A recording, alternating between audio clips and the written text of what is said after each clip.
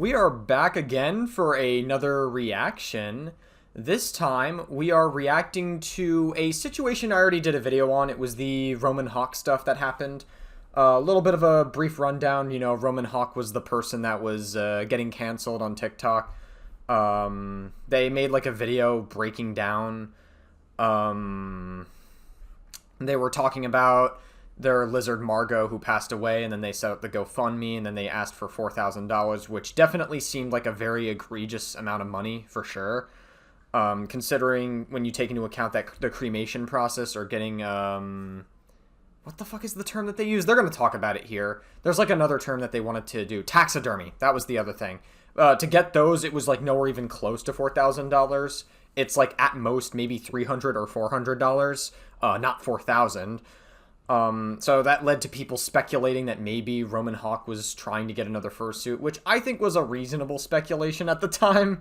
But apparently a lot of it's cleared up here. I watched this interview live because I am a Papa Gut enjoyer, but now we're going to react to it again for content. Sorry, Papa Gut, if you're watching this, you know, I hope you understand, you know, the slop calls, as they say.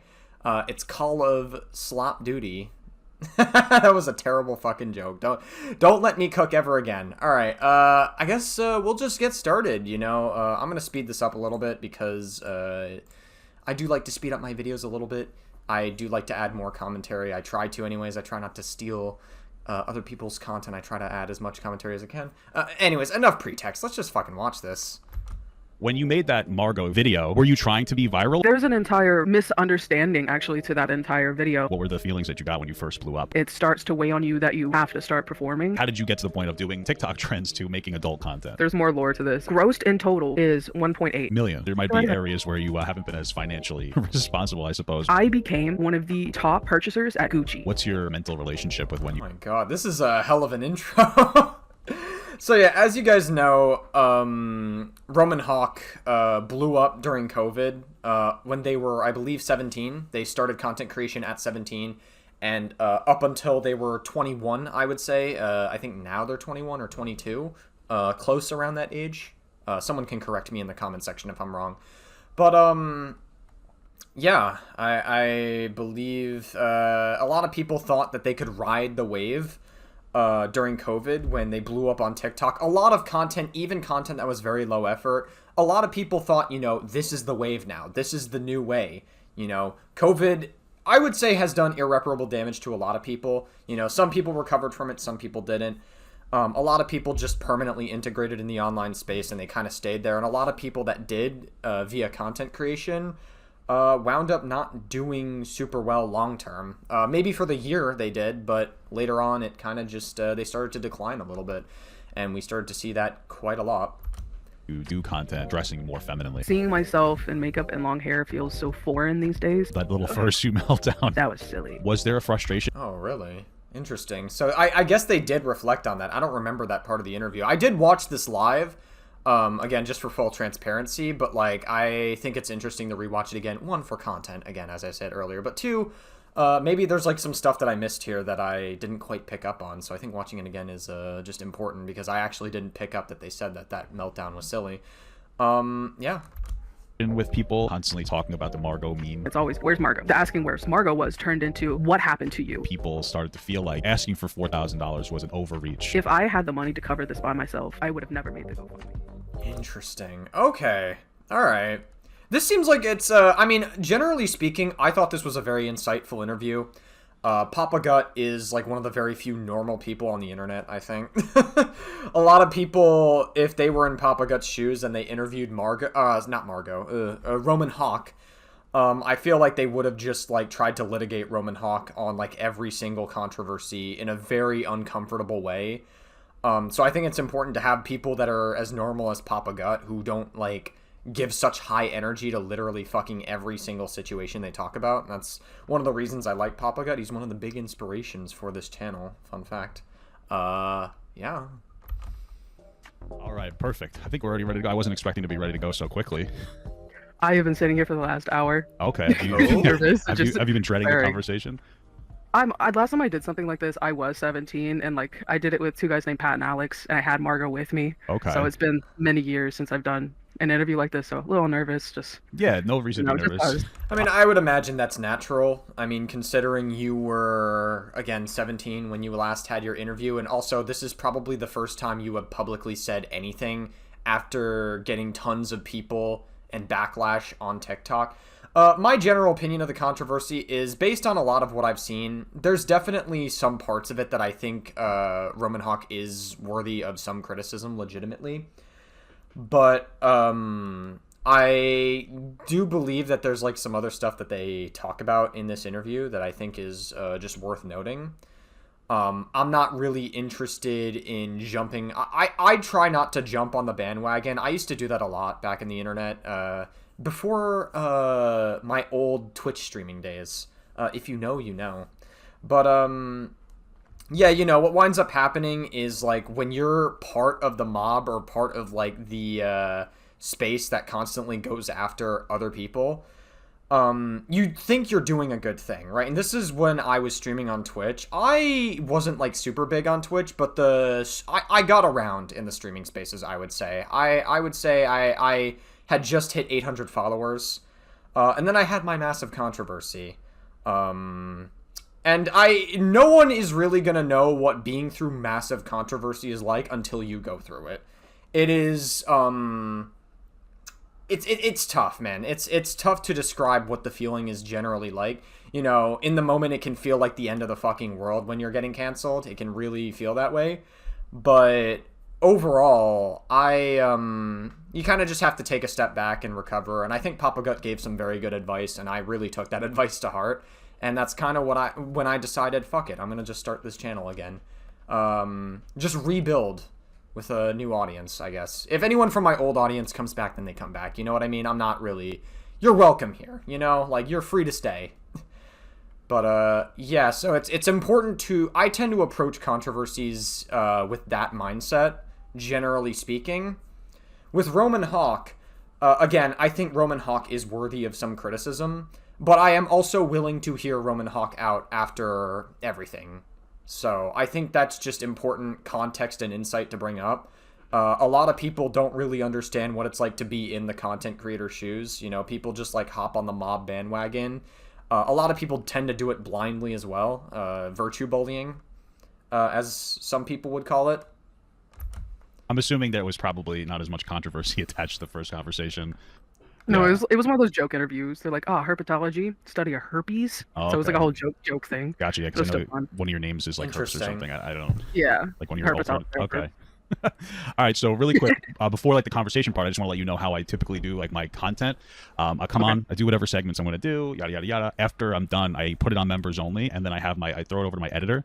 They don't really do very much editing in the middle of it, outside of audio glitches or whatever. It's mostly to have a nice intro for it, like a little teaser intro for it, and then they go through. Shout out to August, W August, Papa Gut's editor. Also W Mod as well. August is just great. Also, just a side note, how the fuck does August literally find like any clip conveniently? Like anytime Papa Gut's like looking for a clip that's like difficult to find on the internet, a piece of information, August is always just able to, she always knows where to look, and she always is able to find it. August, what is your secret? How do you do it? I'm curious. Like, please let me know. For clips. So this should be posted tomorrow at 11 a.m. for both of our times. We're both EST. So after it's over, don't get nervous that I took it down or anything. I don't want you to freak out about that.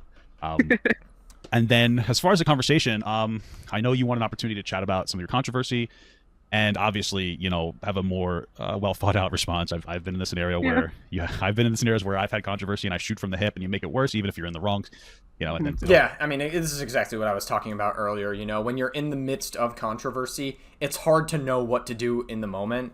If you've never seen someone go through that or been through that yourself. I think it's especially worse when these spaces you've built your platform in are like very highly progressive spaces.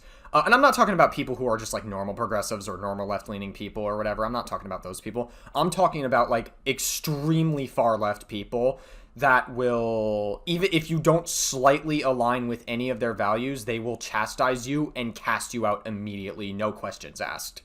Those are the kinds of people I'm talking about. And I think those kinds of people are fucking morons, just to be clear. You know, normal left-leaning people... I notice a lot of normal left-leaning people tend to think that they're fucking morons as well. So I don't know. but I do understand what it's like to go through that kind of thing. So if I ever do build up this channel again, which I'd like to eventually, you know, I'm kind of just chilling right now. I'm not really in like a rush to blow up immediately. If I do, I do. If I don't, I don't. You know, we're just, you just have to take a step back and reevaluate how you do things. This is a massive shift. Like, I used to stream fucking Dead by Daylight, and now I'm doing reaction content. What am I doing with my life? Also helps to take a little bit of time to let some of it wash over you so that you can let it settle in. So we're going to talk about that. I want to give you an opportunity. I'll probably give you a little pushback. I'm not looking for some kind of performative conversation, though, where I'm trying to, like, dunk on you. But where I really want to start... That's really good, by the way. I think that's a very good boundary that Papa Gut is setting here. And it really sets him apart from any other interviewer. I remember back, what was it? T. Nichols had his controversy where he was like talking to a fucking 17-year-old while he was 20, which I don't give a shit about at all. It was a giant nothing burger. But then you had like other like people. What was it? Jason the Ween or whatever that one guy was. And then that Ronaldo guy or whatever, something like that. They both were interviewing T. Nichols, and it was like a very clown. They were like clowning on him, right, in the interview. You could tell that they were very clearly doing it for content. And don't get me wrong, Papa Gut's doing it for content here, but it was like very performative. And they were very much clowning on T. Nichols, and they were laughing at him, and they were just like making jokes out of the controversy, which kind of, I don't know, very strange. But it's very nice. It's very refreshing to have people like Papa Gut who just want to do like a normal interview to get insight and to give Roman Hawke a chance to at least talk about the situation, even if you don't necessarily agree with Roman Hawke, which again, I think Roman Hawke is worthy of criticism, but we're gonna talk more about it as we get through the interview, so I don't want to say anything else. I want to start with like getting to know you and the audience getting to know you as well, and I'm actually very curious about how people, especially younger people, dealt with COVID, especially as a creator, because I felt like that was an insane... Yeah, so I just talked about this earlier in the video, so rewind if you're curious to hear that again. Time for a lot of people, and so I really want to start there. You know, I guess I'll start with, you know, I know your name, but what's your name and what are your pronouns? Because that's also something I want the audience to know. Yeah, okay, so I did want to correct this in the video. In my previous coverage of Roman Hawke, I thought that Roman Hawke was non-binary, so I used they, them, and I insisted that they were non-binary, because I was almost sure that they were. I couldn't find the information anywhere else, because their accounts didn't exist anywhere else. But apparently Roman Hawke does use he, him pronouns, so that's my bad. You know, I got that wrong. I apologize for that. I'm sorry. Don't cancel me for a second time. I'm really sorry. It was an honest mistake. It is what it is. So yeah, he, him pronouns. I will remember that. Good. Yeah, so Roman Hawke, birth name is Riley. It's not anything, you know, that offends me. It's just not a name I associate with anymore. So Riley Hawke, but I go by Roman Hawke, and I use he, him. Okay. Good. Yeah, that's good to remember. You changed your name to Roman? Mm-hmm. That's not a bad one. I've talked to my wife before about if we have kids. And we have a trans kid. I want to name my trans kid.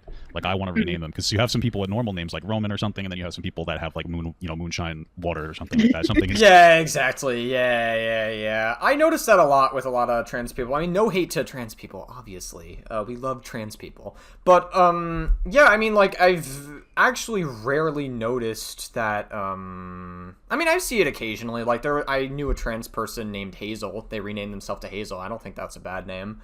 But there was a couple of other ones. One of them was like Starlight or something like that. I don't know. It's like they do some like really wacky names that you wouldn't name any normal child. It's like, just be fucking normal about it. Give yourself a human name. Because you want to be recognized as a human being, which you are valid and you are a human. But like, please, give yourself a normal name. Come on. And it's like, you know what? I have no problem having a trans kid. I don't want to have a kid that's named like Rainbow, Fluttershy or something. So. Rainbow Fluttershy. That's funny. That's my only rule if I have a trans kid. Okay, so I mean, let's just get into it. What was your experience with COVID? Like, when you made that Margot, very viral Margot, video? Were you trying to be viral, or was that just kind of you being silly?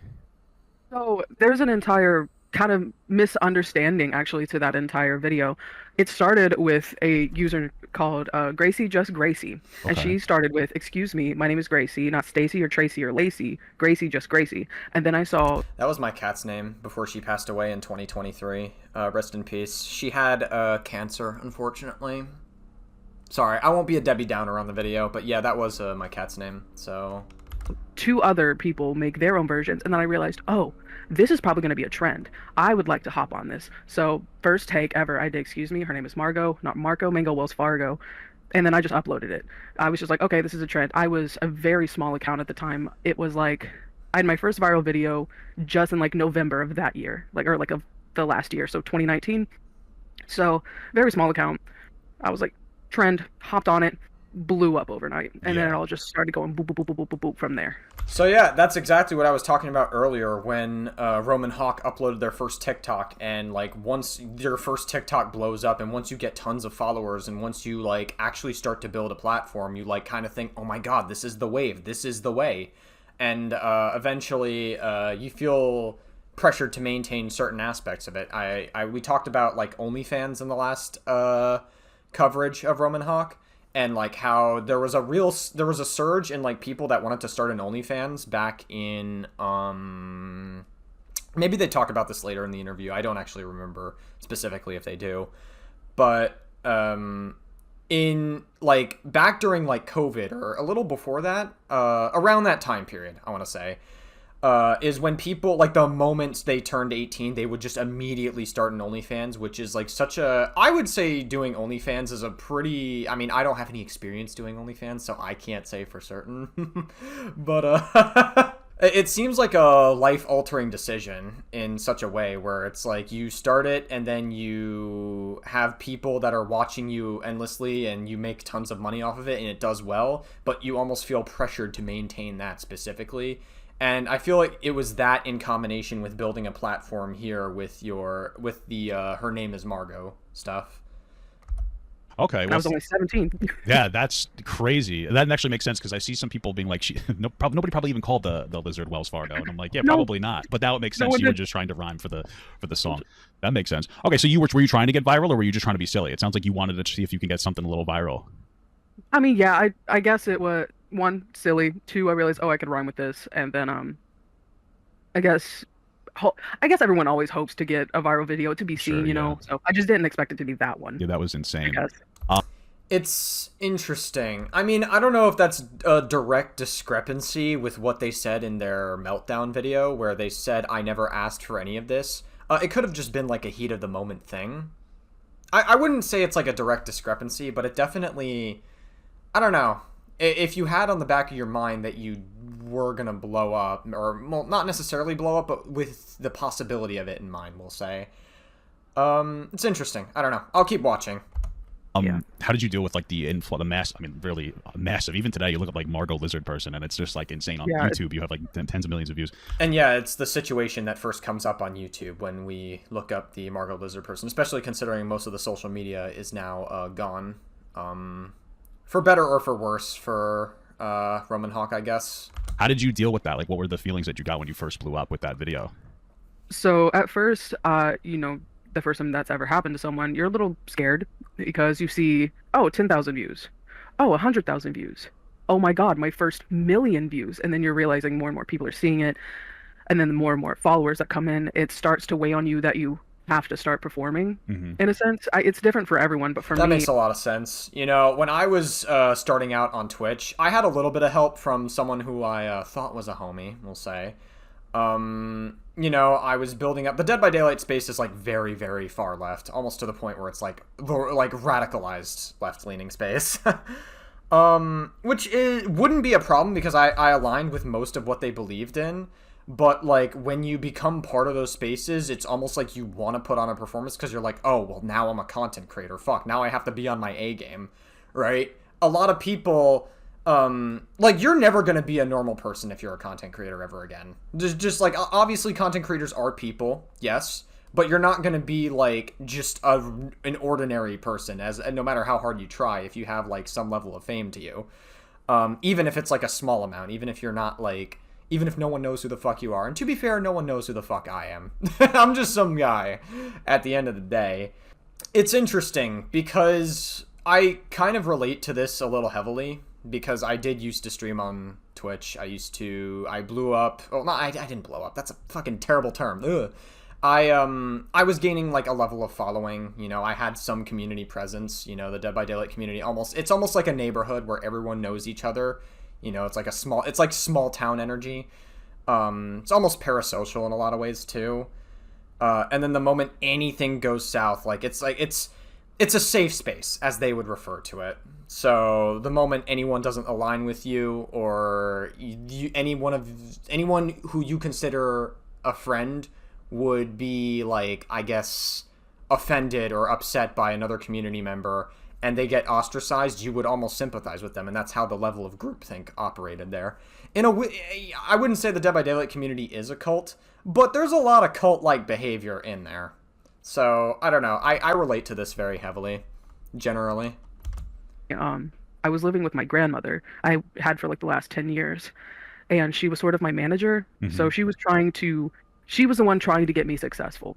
Okay. So really the whole internet thing was more so Wait, what was that? The grandma was the manager? I'm so sorry, I missed that. had for the last 10 years. It's different for everyone, but for me, I was living with my grandmother. I had for the last 10 years, and she was sort of my manager. So she was trying Manager in quotes. Okay, sure. she was the one trying to get me successful. Okay. So really the whole internet thing was more so her idea. I started it as a joke.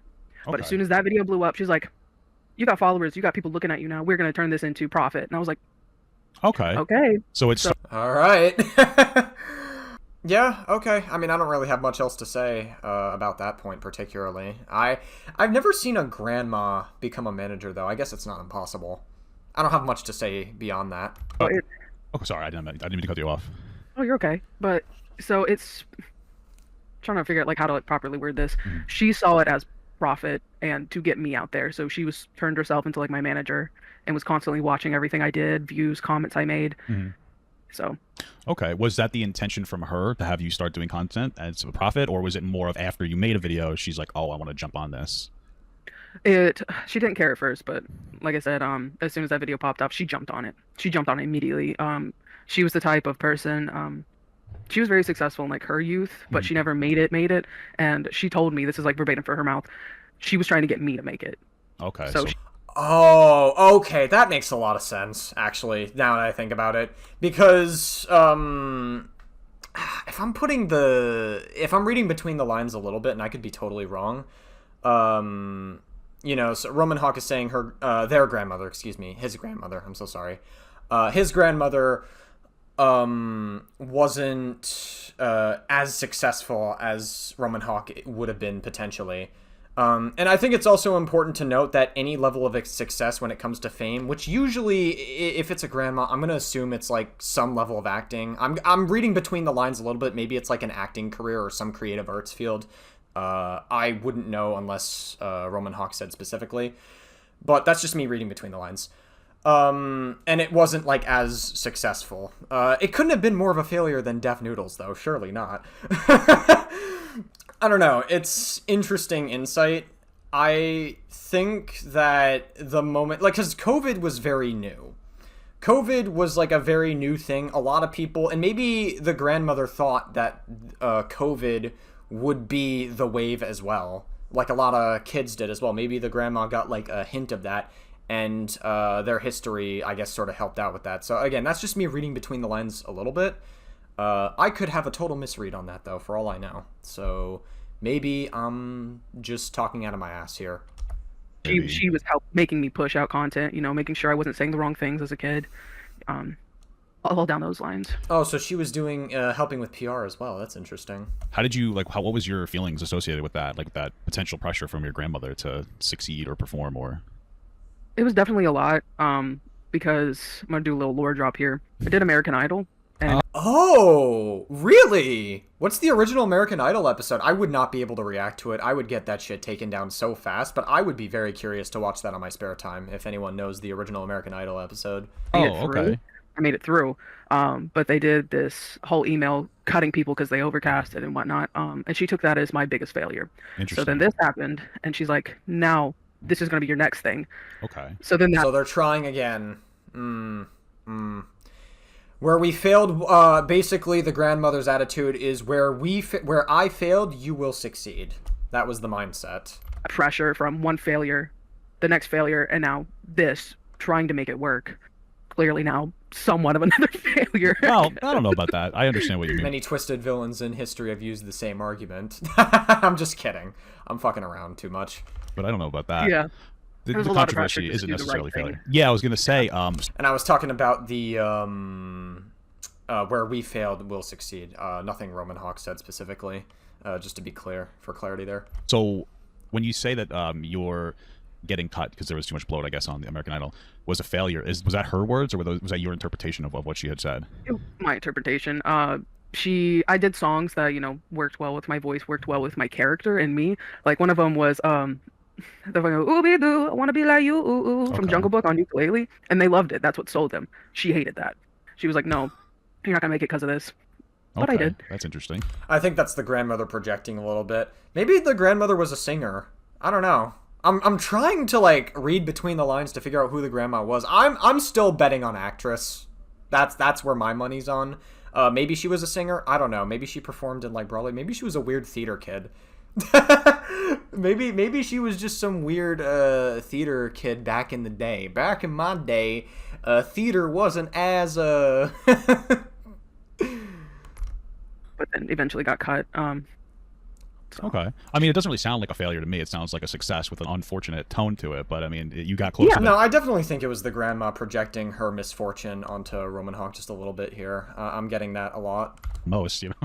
That's how I should have taken it, but she Yeah. took it as Okay, you're so never doing music again. there was some pressure that she would kind of place onto you a little bit. A Was lot it of pressure. was it like an active pressure that you felt battered with, or was it more of her true, like her frustrations unintentionally kind of casting onto you?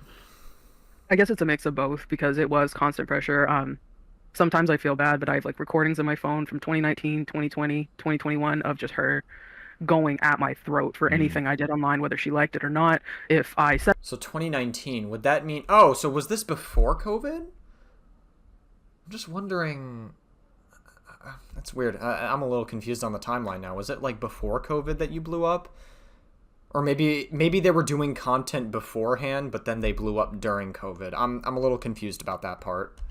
the wrong thing, I was completely screamed at. If I posted the wrong thing, screamed at. Commented the wrong thing, screamed at. Used a wrong audio with, say, some vulgar or something she didn't like. It was Yeah. a problem. So I was constantly under pressure and under fire to do the right thing. And I couldn't really express myself because I was trying to express myself. And she was turning it down and calling me awful, like white trash. She was calling me Okay. all this nasty shit. Was Oh, wow. Okay. I feel like that kind of thing, maybe not to the extent of Roman Hawke, is a lot more common than we think it is. I mean, look at Daddy-O5, for instance. So a lot of the kids felt pressured to keep up the content. I've noticed this in a lot of family content creation dynamics. It tends to get very, very toxic very quickly. And I feel like there's like levels of trauma that could be associated with it. Obviously, like, Roman Hawke wasn't making content, like, as far as I know, the grandma wasn't featured in any of the content. They were just more behind the scenes with a lot of the things, like PR and marketing. But there's a lot of toxicity that comes with, like, just family dynamics when it comes to content creation, I've noticed.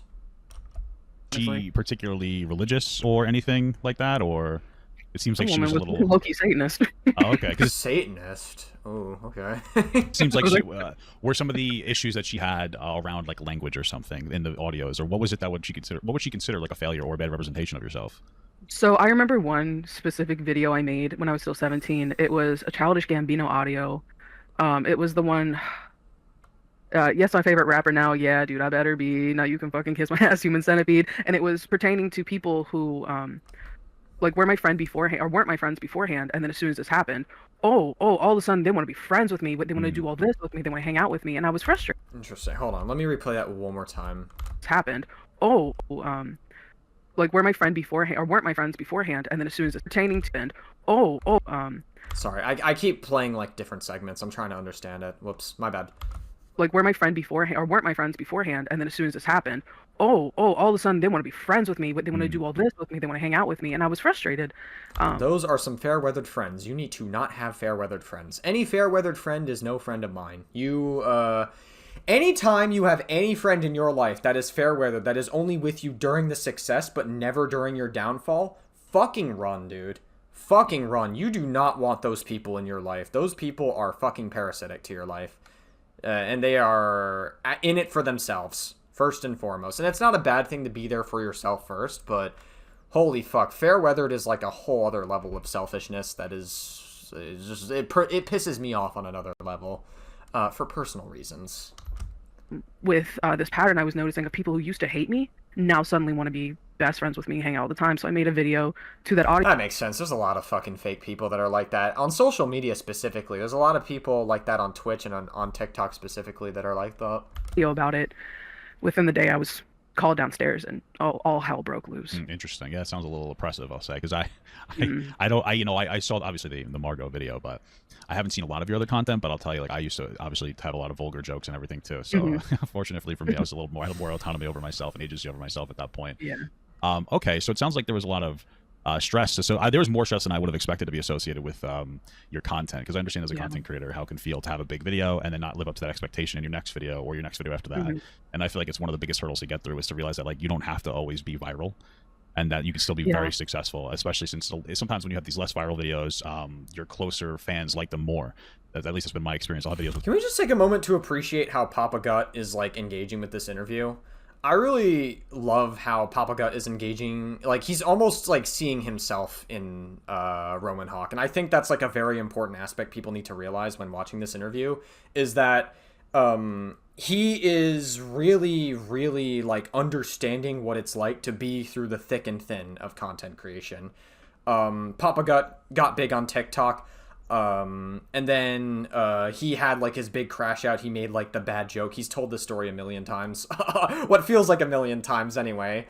And then he took a step back. He realizes, hey, I probably shouldn't have crashed out at this. And then he started a new channel and rebuilt from there. He wanted to seemingly build a better audience, I would say. And I think he was mostly successful at that. You know, a lot of his audience is very rational and they are not very cutthroat like most audiences are.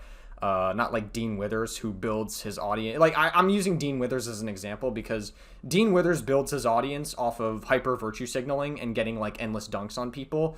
And I'm bringing that up because it's important how you build your audience. And I feel like in the case of Roman Hawke, I think it's important to bring up that like Roman Hawke may have integrated all kinds of different people into his audience. So in that case, especially on TikTok where things get like super high energy whenever like any controversy happens, so it's important to just take a lot of different things into account. It's one thing if you want to build your audience in a very specific, I guess I'm not having the words for it right now. It's like the way Roman Hawke built his audience is not necessarily bad, but the unfortunate, I guess, side effect of just being on TikTok is there's a lot of idiots and there's a lot of dumb people that you'll build your audience from. And so you have all kinds of different, especially when you were as big as Roman Hawke, you're going to have all sorts of different people watching your content. Again, that doesn't necessarily rob Roman Hawke from criticism on how they handled certain aspects of their story. Again, you can watch my first coverage if you are interested. Shameless plug. But yeah, I think this is good insight from Papa Gut. And I feel like most people that would have interviewed would have just like chastised Roman Hawke immediately. And they would have just virtue signaled. And there was a lot of comments on this particular video, or not a lot. Actually, it was in the minority, now that I think about it. On Papa Gut's video that were really upset with the way that he interviewed and the way that chat interacted, and they said that we're excusing Roman Hawke's behavior. Just to be clear, we're not excusing Roman Hawke's behavior. We're engaging with what's called nuance. In case you don't know, I know that's a big word for a lot of these dumb fucking morons who come in the comment section acting like they know what they're talking about, but that's a term that most of the internet needs to understand. There's a reason why nuance exists. I don't think the Roman Hawke situation is necessarily so black and white, but we'll get into that later in the interview. But I just wanted to take a moment to, probably a long moment, to understand that Papa Gut was engaging in... The way he's engaging in this interview is good. It's really well done so far, and he maintains this energy throughout the entire interview, and I think he really came prepared, and it shows. Few reviews, my fans like it a lot more. The close ones that like come into the stream like it more, you know. And so it's never necessarily a failure. And then even if it is a failure, you get a little bit of feedback too. Yeah. Okay. Failure is feedback. Yep. Wow. Yeah, that's a lot. That's a lot. A lot of family issues tapped into the internet life as well, so it was all just Mm, like it was a mix, a okay. lot of different things. Are you comfortable with me asking why you were living with your grandma, or is that a topic you would just rather skip over? I mean, it's something I've tried to explain to people multiple times, but people just like push it down. They're like, "Oh, that didn't happen," and I'm Mm, like, "I've." So basically, group. It's so stereotypical. I've never met my father. okay. He Yeah, same walked here. out when my mom was like pregnant with me. He showed up when she was 9 months pregnant, about to give birth. Took the mattress under Wow. her bed. So interesting because Papa Gut, maybe not to the extent of Roman Hawke, but Papa Gut has shared like a similar story. So he almost related to Roman Hawke here in a moment. You're going to see that in a moment, but it's like very, very interesting. So it's almost like Papa Gut was like the perfect person to interview Roman Hawke here, actually. And I'm not even like saying that to like kiss his ass. I actually legitimately do think that Papa Gut was like there couldn't have been a better person to interview Roman Hawke here, like in this very moment. Never saw him again. We've reconnected recently though. But so my mom had me. It was just me and her. We were like house hopping most of my childhood because my mom couldn't have a stable job. She was a gymnastics coach. I was basically raised in a gym by other people, and then met my stepdad. Stepdad was not a good guy Mm, in the beginning. Very physically, verbally, emotionally, mentally, financially abusive to my mother, and my mother was also in such a bad place that it was trickling on to me as a child. Then they were having kids, and then I was the step kid, just kind of getting mistreated, pushed to the side. Um, and I was in the middle. I was in what grade was I in? I was like in first or second grade. I got pulled out to the office, and there's cops, my mom, and my grandma. Uh, that's basically when my grandma took me, tricked my mother into giving her custody, and I then was shipped off to Pennsylvania, lived with her for 2 years, then back to Alabama. So for like Tricked into giving custody. I mean, I don't know. I've never I've been fortunate enough to live in a good family, so I didn't even know that was like a thing that was even possible. Is that maybe it is? I don't know. Maybe I'm just fucking stupid. Someone could let me know if that's like actually like a legitimate thing, tricking someone into giving you custody, I guess, as like a grandmother. Why would she do that though? Did I miss that part? the next decade, I was in my grandparents' custody, and they refused to give my mother back custody, even when she finally got herself together. The relationship with my stepdad got better. The kids were growing up. She just still refused. And then the end of it was when the Her Name is Margot stuff was going on. I was still 17. I just graduated from being a junior. I was getting my first job. Sorry, it's all kind of like it's a little emotional. But I had two reptiles at the time, and I said one. I finally stood up to her, and I said one thing wrong, and she kicked me out. I interesting. finally Ooh, ouch. Okay. was like, I can't handle what you're doing. I can't handle what you're saying. I can't handle how I'm treated anymore. She said, all right, get out. So that was finally when I got to go live back with my mother for my Okay. last year of high school. Okay, and that's Ooh, okay. So was that like a? I'm curious to know if that was like generally a good thing for Roman Hawke or not. And how obviously the grandmother does come back into play later because the grandmother is like the manager for their social media account. So what? They go back to their mother for their last year of high school, and then they go back to their grandma later. How does the grandma come back in that specific part? I'd be curious. when you were 17, I'm assuming, right? 17 and then turned 18. And like just to be clear, any discrepancy that Papa Gut might notice in the interview, he's obviously not going to bring up because his goal is not to make the person he's interviewing uncomfortable here, which is why I feel like I have a little more freedom when I'm like navigating the commentary for this reaction. So I think it's just worth noting that like again, a lot of there were some people who noticed that like Papa Gut was like not pushing Margot on like certain points or whatever, and I'm just like, for what reason? What would be the point? The whole point is that Papa Gut is just trying to get like insight and information into what Roman Hawke's point of view is, and Papa Gut's not going to be able to do that productively if he is chastising Roman Hawke during the entire interview. Now, will he? Then Okay. yeah, high school. Well, that's actually a lot. It's interesting because I have a similar, very at the start similar, where like my father left my mother while she was pregnant. They were married and everything, and then 5 months in, he pretended to come back and blah blah blah. And then I was birth, and then he disappeared again.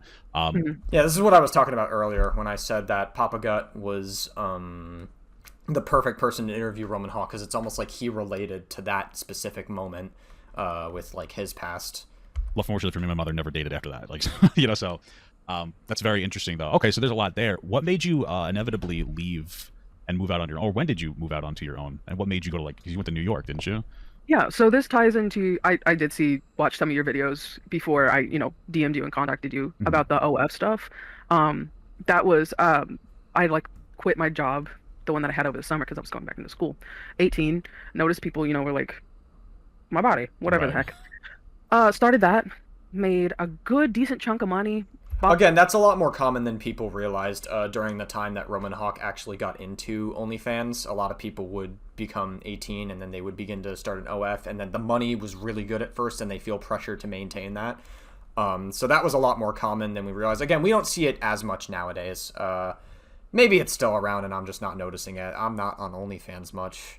Not that anyone can see. Not that anyone has any legitimate proof that I'm on OnlyFans that much, or any conceivable form of evidence that could be used against me in either a court of law or a yeah, no evidence. You're not gonna find anything on me. But yeah, it was very common. my first car with the first chunk of money, and I just kept saving all that money I had. And I was dating this one guy at the time, not together, broke up like 3 years ago. Um, I was dating this guy at the time in New York, and I saved up all that money I made New York's a bitch to live in. That's coming from someone who lives in Brooklyn right now. It's a bitch. to go move up there with him and his family, finally start my adult life. So I inevitably moved out 3 days after graduating high school. Oh wow. Yeah. Was that like a very romanticized, like I'm gonna go live with my I'm assuming boyfriend at Yeah. the time and this, and there's a lot Not of a, yeah, yeah, not a good okay. choice. Very Yeah. We all go there at some point, whether you are when you're in like a relationship and then you're like, oh, I'm gonna go live with this person that I love and we're gonna have a good future together and all that stuff. It's like very romanticized, and like once you're out of it, you realize, holy fuck, what was I smoking? Interesting science fact, by the way, for those of you guys who don't know. They did a test with cocaine and feeling in love, I specifically the honeymoon phase, and I think they were at the same levels of excitement. I'm not even kidding. That's like a legitimate thing, like that's science based. I don't know if most of you know that, but that was a surprising fact to me. But like once I was actually in it, like I'm like, holy fuck, that actually makes a lot of sense. Now I'm just black pilled on everything, so my expectations are just low on literally everything I watch and everything I see. it's a very During that's a it in very life. young decision to make.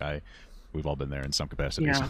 Definitely shouldn't have done that. I have a Definitely. lot of financial regrets, a lot of young decision making regrets. So, Yeah, I about mean, 23, so I finally grew up mentally. I have a good yeah. chunk. Well, you said you're about to be 23. August 9th, I'll be 23. Well, look, Oh, interesting. So they were born in 2002. They're a year younger than I am. Okay, I thought they were 2 years younger than me. Interesting. Okay. Okay, gotcha. okay, congratulate August 9th. Yeah, that's Yeah. soon. They're very good. I'll tell you, I kept maturing until I was like 30, so I don't know if I'm Actually, wait, no, 2003. Excuse me. What am I doing? I can't do fucking math. What am I doing? God damn it. just immature or something. So you always keep learning. It's not a bad thing. Yeah. Okay. Like stepping back for a second to the content. Mhm. There was a moment, like obviously during COVID, there was an insane amount of views to go around. People were home. Yeah. They weren't working. They were very charged up. There was a lot of politics and stuff, which I don't want to get into. But there was a moment where people started going back. It was very progressive. Very, very far left progressive. To the point where it was kind of annoying, to be honest with you. But now things have shifted. Things are a lot more far right now. And the pendulum is always swinging. It's going to swing back to the left. And people who are like sort of centrists and do whatever is like more acceptable or more popular, they're going to move back to wherever the wave is at. There's a lot of people that go to wherever the winning side is. Back to work, and the views started to slip. It's nothing new. That was very common during the French Revolution as well. And I don't know if that's something that you noticed, like views just going down for your content. If you did notice it, like how did you interact with like all of a sudden kind of like that surge of views that was going around for everybody, kind of starting to trickle down? I got a little, I will admit, I was a bit self-centered, selfish, when this first happened. So and especially, with the pressure from my grandmother, like I had said, if I had, if I had a post that was under 100K likes, Hmm. I'd have to delete it. Wow. Under 100K likes, you have to delete it. Holy fuck, dude. That's a little too high of a standard to set yourself. I mean, if you look at all my content, like I said, I'm starting from scratch again. So, like, I have experience with it, but, like, even if, like, a video doesn't do well, don't fucking delete it. You put work into it. I don't think the grandmother understands that, but, like, Again, I feel like this is just, again, this is me reading between the lines, but I feel like this is grandma projecting again, because, like, all of her misfortunes that she had in her life now are being projected onto these, like, overly high expectations upon Roman Hawke. And so now, like, any sign of failure just needs to be gone. And I feel like the grandma was, like, showing probably some signs of failure in her life, and then that was not good enough for whoever she had to impress. So I feel like that is just another form of projection, whatever. Again, oh my god. I think that she was probably an actress. It has to be an actress, right? Or an artist. Like, one or the other. I don't know, man. If it has 60,000 likes, delete it. 90K likes, delete it. So what was 100? Like, why 100K likes specifically? What was is that just like your arbitrary number you came up with? it was what she wanted on my page. Okay. She only wanted like successful videos, and I believed it too. I was like, yeah. Again, I really think the grandma is like massively projecting all of the misfortunes that she might have had in her life prior. Should only have successful videos, so I went along with it. Still a kid, just going along with what the guardian, the parent said. Did that frustrate you when you'd have to delete videos, or At the time, no. I guess at the time, because I was very self-centered at that time, so I was like, yeah, no, I have to have the best videos up. So Right. it didn't. I think it's interesting that Roman Hawke is acknowledging that they were self-centered at one point. Maybe they still have a little bit of that self-centeredness, not as much to the degree maybe back then. But like, I think recognizing it is generally like a good sign to me, because people who are legitimately self-centered and legitimately fucking like, I'm gonna use an extreme example, like legitimate like narcissists are like, they don't recognize that they are self-centered. They don't even, like, that idea doesn't even compute in their head. Pirate Software is a good example of this. Pirate Software, the idea of being incorrect on something doesn't even compute. He doesn't even like acknowledge the idea that maybe he could be incorrect on something. That just doesn't matter to him. Like, it doesn't compute. He legitimately thinks he is right all the time. I legitimately think Pirate Software is a good example of this, because he legitimately thinks he's right all the time. So I think Roman Hawke recognizing this is just like, that's a good, like, that's a green flag to me, I would say. Even if some of what they did isn't maybe necessarily like okay. Like, again, we'll get into those topics when we get there, and I'll try to remember bringing it up later in the interview. It didn't upset me as much, but looking back on it, I definitely should have saved those videos. Yeah, something that's funny. maybe a little different interpretation of you. All right, so it didn't necessarily upset you deleting them. Did it upset you that you felt like you had to delete them, like that you were? At the time, no. Oh, okay. Oh, wow. I mean, that's a good thing, I suppose. Yeah, so just not at the time, but now in the future, I'm like, dang, kind of sucks. It's like you kind of got rid of a little Can't do bit, almost like a photo album type of a thing. Yeah, I mean, hindsight really hits you like that. I remember when I had, I don't know, I think I like had some old high school videos or something with my friends that I had to get rid of because I needed to make space on my phone. But then, like, in hindsight, I was like, damn, I actually really wish I had that recording. So, like, I know the feeling all too well. It's kind of, I get that. Sometimes I feel that way because obviously my first TikTok is gone, but maybe it's for the better. I've had my cringe moments too, so I'm almost lucky that it's gone. When you blew up, I'm assuming that you didn't necessarily want to do adult content. That wasn't like the goal of blowing up, right? Or was it in there from the start? Like, oh, maybe I'll move it into this, or how did you get to the point of doing like TikTok trends to making adult content? So it's two separate things technically for me. There's more lore to this, kind of triggering topics of SA, molestation from family members. After all that, I've always been a very hypersexual person, and it's... Oh, jeez. Okay. I have to kind of prepare for this one. All right. Trickled on into like relationships to school, and I always said, even if I never blew up, I was still gonna do that anyways, because it's kind of who I am as a person. It's part of me. So whether or not I got big on the internet or not, all this other stuff, that was going to happen anyways. Okay, so okay, interesting. This might be an inappropriate question, but like, could you apply that same logic to everyone else who immediately turns 18 and then starts an OnlyFans? Maybe they have like some level of unresolved trauma to the extent that Roman Hawke may have had? I'd be curious. There might be some correlation to that, or maybe Roman Hawke is just like an outlier. I don't know. I'd be curious to hear other people's opinions on that, because I wouldn't know. That might be an inappropriate question to ask, but I don't know. gonna go down that road. something in the lane of some kind of adult content was a direction for you. Okay, well I guess it's a good thing OnlyFans blew up then, because it seems like it's a little more safer for the creator to give a little bit more agency over your stuff. That's interesting, because I would have assumed that you were going to go for it regardless. A lot of people didn't, but Yeah. I did. Wow. Okay. I know. Because I think I saw a video where you were kind of expressing a frustration with creating adult content at a certain point, and I wanted to, like, I had assumed, obviously unjustifiably, but I had assumed that you felt pressured to do OnlyFans or adult content in general, and then you were getting like a distress associated with it because you never wanted to do it. But was that video, like, did you, from what I remember correctly, did you actually express? Maybe. I mean, I don't know. I don't think it was necessarily unjustifiably per se. It was more like I would say it was more of like attempting to read between the lines a little bit. Maybe Papa Gut is like trying, maybe he feels like incorrect about it, and so he's like trying to, I guess, rectify it a little bit. So in that case, I would understand. But I don't know if it's like unjustifiably necessarily. I mean, there was a lot of people that were going through that back in the day, so I guess he just like instinctively applied it to Roman Hawke. That's my interpretation of it, because, and I don't think it was like necessarily incorrect either. Maybe it was. I guess we'll watch it. Like a frustration, like doing adult content? Is it? Definitely expressed frustrations with it before, and I know I have. It's more of the mental toll. I mean, I think in the Meltdown video, they did express a lot of frustration with it, no? Or am I just misremembering? Because there's highs and lows with it. You can get a really good post. You can get really... Well, you could say that about any content creation, right? You could say that about just like doing TikTok normally. There's always going to be highs and lows, and there's always going to be highs and lows, like with OnlyFans. It's no exception. Good subs for 1 month. You can get a whole lot of money, but then one thing goes wrong, or like you don't perform correctly or enough, and you can lose up to $2,000. Like I had a back injury, like severely bad, back in, what was it, 2022. So I guess OnlyFans is like much higher stakes. I'm about to get into some weird gooner fuckery topics here. Oh god.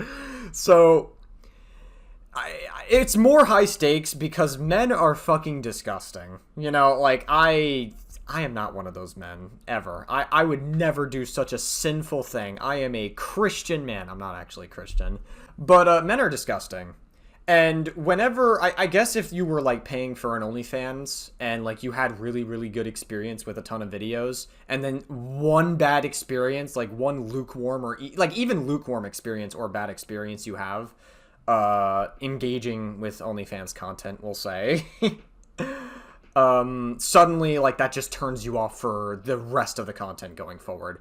Maybe not all men feel that way, but I feel like for a lot of men, it's like that. Like, if you, like, one wrong or one experience that is, like, even lukewarm, so you have to, like, perform better than average. I would assume. This is just me attempting. I'm never going to see it from Roman Hawke's perspective, but this is me attempting to, I guess, like, read the insight a little.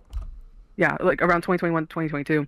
And I couldn't really work for months on it because I couldn't stand. I couldn't crawl. I couldn't sleep. I couldn't do like anything on my own. My back was basically broken. I lost tens of thousands of dollars. Interesting. In work because I physically couldn't. So that was probably one of the times I expressed some aggravation, some... Okay, that makes maybe it was around that time that you expressed that. I mean, I guess I'll ask around something in like the field of like, what was your best month? Because I saw some TikToks of you, especially from years ago, where you were expressing that you might have made something around $1 million in a year. Was that accurate? Yeah, I can pull up my statistics right now. I won't, if you want to. I'll pull up my statistics. My best month ever, and this was right as I was graduating high school, actually. I made, hold on, that's the cue. Statements. So grossed in total from, when did I start? September 2020. All the way up until now is 1.8 million. Into like, is that just OnlyFans? Yes. Okay. Wow, 1.8 million from September 2020 all the way to today. As of today, it's July 2025. 1.8 million in like 5 years. That's pretty fucking good. I don't know. And you want to know what's even more crazy than that is there's potential to make even more than that in just that amount of time. If you perform even better than that. But not to say that I'm encouraging it, but it's like that's crazy amount of money. There's a lot of horny gooner fuckery in the world. Well, you know what they say, sex sells. But my best month that I ever had was, what is this? March 2021, 174,000 in only 1 month, and that was like I was still 18 years old. I was much, much skinnier. I'm a bigger guy. Yeah. Much, much skinnier, you know, very feminine. Papa Gut can relate to that. It's okay. I'm just kidding. No shade to you, Papa Gut. We love you. I'm sorry. I couldn't resist. I had to throw that one in there.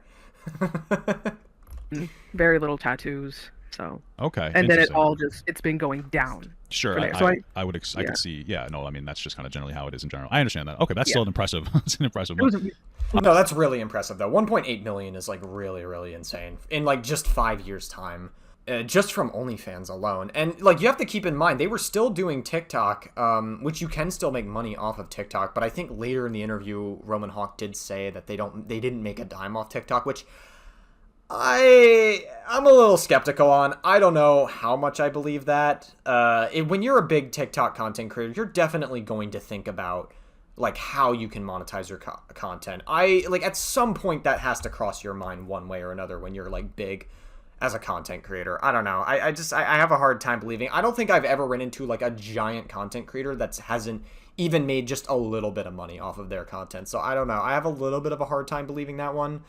That it didn't even like at least cross Roman Hawke's mind, but I don't know. Maybe there's something they mentioned that I missed. crazy. I couldn't even believe it. I guess a weird question. Do you, after this controversy happened, and we're gonna get into the more specifics of it, but like after it has happened and started to surge, did you see like an influx of kind of money? I thought it was so messed up, honestly. I'm like, I just lost the biggest part of my life and y'all want to see me naked? I Yeah. was like, what? That is interesting. Yeah, it's weird how that works. My revenue, okay, so that was June. I went up about 200 subs Wow. since Across the board, forecasting. or just like on one? Just on one site. Gotcha. Okay. So that's quite a Um, bit. I mean, what's the, I guess, monthly amount on that specific site you're talking about? It fluctuates, so it's roughly around 7.5, Okay. which for me, get a little personal here. My rent is 4,300, and I pay it all out of my pocket myself. Yeah, because So we live in New York, right? So it's very expensive. like, It's a rough I have ride. people coming to tour the place today. So that takes New York is so fucking expensive. Holy shit. I still live with my parents. I'm 23 years old. Like, it's tough, man. Out here in fucking New York. I'm pretty sure Manhattan is, like, in the top 4 most expensive places. I don't think Roman Hawke lives in Manhattan, but, like, in Manhattan, it is, like, in the top 4 most expensive places to live in the entire world. Number 1 being Dubai and Saudi Arabia. It's fucking nuts. And it's only going to continue to go up too. Like, I know my mom talks to me about inflation, like, all the time whenever she, like, comes home with, like, groceries and stuff. She's like, dude, the fucking inflation is insane. It's no different with, like, paying rent as well. It's fucking insane. 4.3 grand out of that 7, and then there's the bills on top. That takes a ton. We have to get groceries. We have to do laundry. Like, we have 2 huge laundry bags right there to feed the animals. So all of that just weighs in and takes everything I make. No, I know. It's I Yeah. can appreciate it. It's very Yeah. expensive. Fortunately for me, my wife and I live with in my mother-in-law's house. We pay all the bills for it, but we don't. It's not quite as expensive as that. That's So great, though. we're very, very fortunate. But I understand how bills can really creep up on you. Yeah. Okay, I guess it's probably fair to ask you if maybe there might Go be ahead. areas where you haven't been as financially responsible, I suppose, or efficient as you could have been, especially as like a young person. Yeah, I can definitely admit a lot of financial faults, and I'm very honest, about my spending. So, of course, the taxidermy, that was a huge factor. In 2022, 2021, 2022, I spent way, way, way too much money on dead animals. Okay. And I know one of the main things people are upset about is that fossil.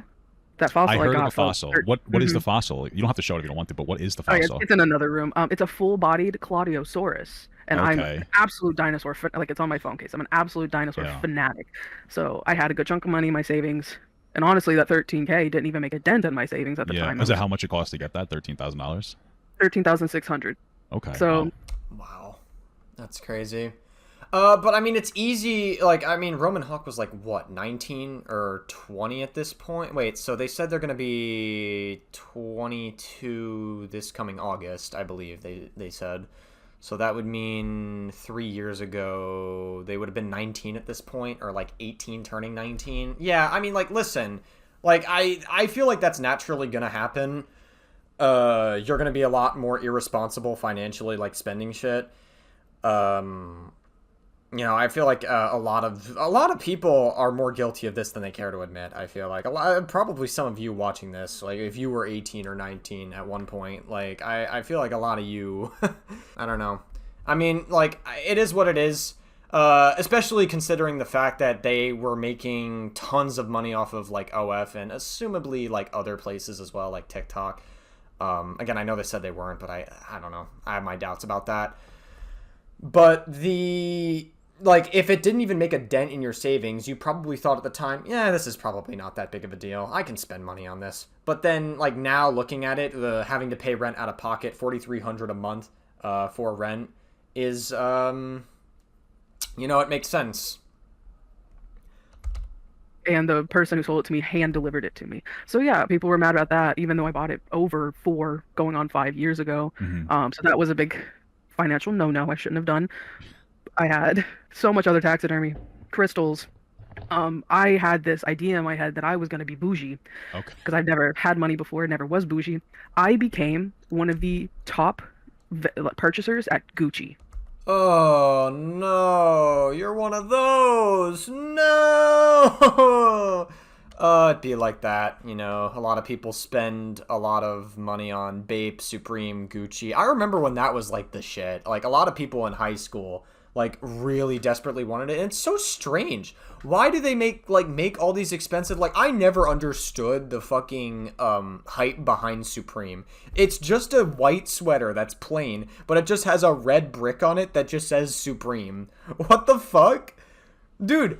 I don't get it. I remember iDubbbz did like the content cop on Rice Gum and he did a parody of it called Sheep instead. Back when iDubbbz was actually like watchable at the very least, I'll say that. But that was because I was in high school, so maybe I'm just listening to my high school self saying that. But like I never understood the hype behind Supreme, or like I guess I don't think there's like a problem with having expensive taste. You gain a lot of insight with hindsight.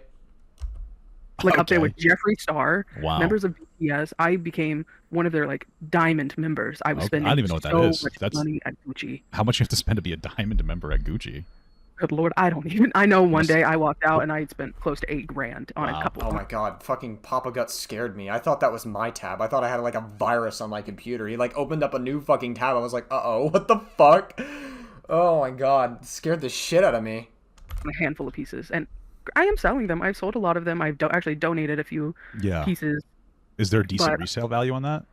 Or I was selling them actually on Instagram for like a couple hundred off, maybe $1,000 off. I was like, this is Gucci. Dude, Papa Gut, you're scaring me with like these fucking like you're moving your mouse and shit.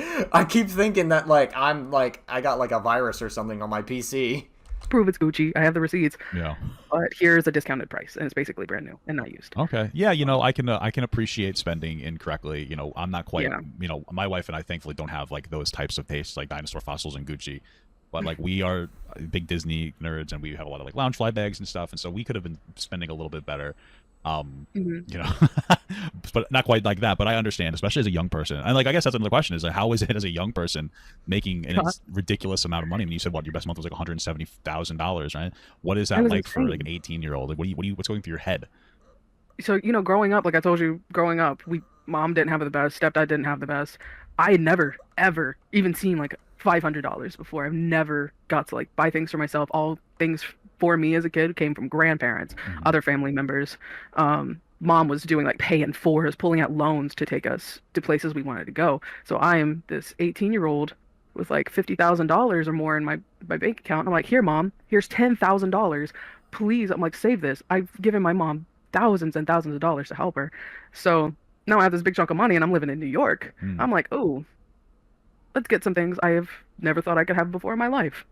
And that's kind of where it started, was just... Yeah, that's, that makes a lot of sense, actually. This story, like, heavily checks out. Because, like, being a young kid, like, anyone could have dreamed to have this much money as Roman Hawke did. Really is, like, it's a pipeline and a dream. But... I'm going to use an example. A lot of Nickelodeon stars probably felt the same way that Roman Hawke did. Like, when they got, like, a lot of money. They got fame. They got, like, all this sort of money. Like, getting such a huge acting gig and stuff. But, like, a lot of child stars, they grow up. And then they grow up, like, mentally, like, really fucked up. And that's what happened to a lot of Nickelodeon stars. There's, like, a whole rabbit hole you can do on it.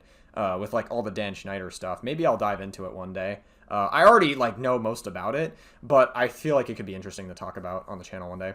But it's like, very much like, I feel like maybe not to that extent, but it's like very much I'm seeing a lot of that in this situation. Very much so. I think it's just you know, you get blinded by all the fame and the money you have, but then the moment, like, I don't know, there's like a moment in time where it just all hits you at once. And I feel like Roman Hawke is just no different.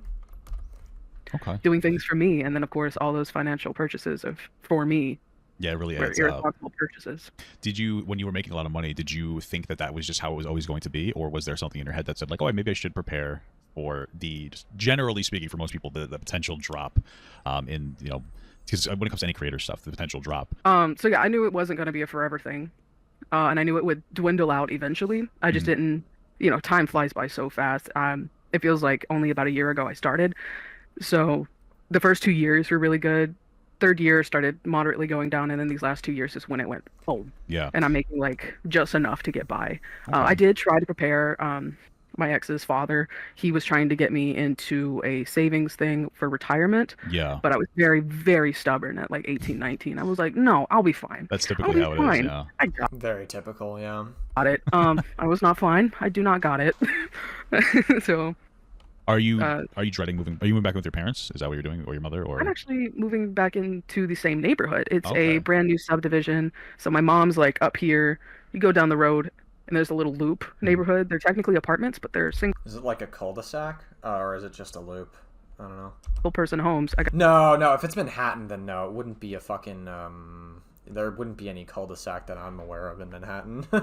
approved to sign my lease. So I'll be in the same neighborhood, but spending roughly like $2,300 less. wow, that's That's a huge improvement. That's like half the money that Roman Hawke is currently spending right now, more than half even. quite a bit of money. That's really good. Yeah, I'm very excited. I have I guess a little bit of a personal question. You don't have to answer it if you Yeah. don't want to, but I am just like genuinely curious. Okay. When you do content, are you presenting more femininely usually? It's actually a split down the middle 50-50 because, of course, you know, I can't change how my body looks. I can't change my anatomy. I can edit it. I have, because trans men, they have packers and stuff, so fake genitals that Gotcha, we can okay. use Took me to, you know, like, okay, present. okay. Yeah, so it's like fake. Is that where there's like, I don't think I can say the term on YouTube, but is that where the term comes from? The fudge blank, I'll say that. I can't say the full thing on YouTube. Is that where that like derogatory term comes from? Male genitals to use to create that illusion. So half the time I'll do something feminine if I want to put on makeup. I don't feel comfortable wearing makeup anymore like I used to. So I'll have like wig, makeup, whatever. Or if I'm not liking how I'm looking here, but I don't want to look at that, that's when the masks come in. Oh. That's when I just put on one. Like a take a furry, photo. you know, know, mask. Okay. I'll just Gotcha. put it on to cover my face because I don't want to show my face. I'm not really feeling how I'm looking. I feel like I relate to that. I've shown my face on my previous Twitch platform. It's probably still there somewhere if you like look hard enough. But like, I think as time went on, I like kind of started to hide my face more, and I kind of just got in the mindset of what I look like is not really important to the content that I make. I know Papa Gut has the opinion, like, show your face. Why the fuck not, right? Like, attach yourself to the brand or whatever. Me, personally, I'm all about the art in what you make. I mean, I just do fucking reaction videos now. But, like, I thought, like, you know, the content that you make, it's all about that and not really so much attaching your... it's not really about, like, what you look like. It's more of you just wanting presenting the art that you make, I guess. It's the Daft Punk logic, right? They like wore helmets and they never revealed themselves, so, and they just wanted to let the art speak for itself. So I think it's just the same logic here. So maybe Roman Hawke was getting a little bit of that. I'm looking. And then there's fully masked content where I'll bind my chest. I'll probably have one of the members on, and I look like this. So Okay.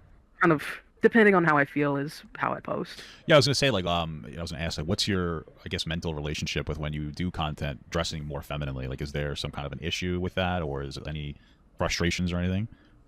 Sometimes Is Papa Gut specifically asking, is he like sort of alluding to like is there like when they do content more femininely, is there like a bit of dysphoria attached to it? Is that what Papa Gut's alluding to? I don't know if Papa Gut is like wanted to I think Papa Gut wanted to be respectful and come at this with a little bit of decorum.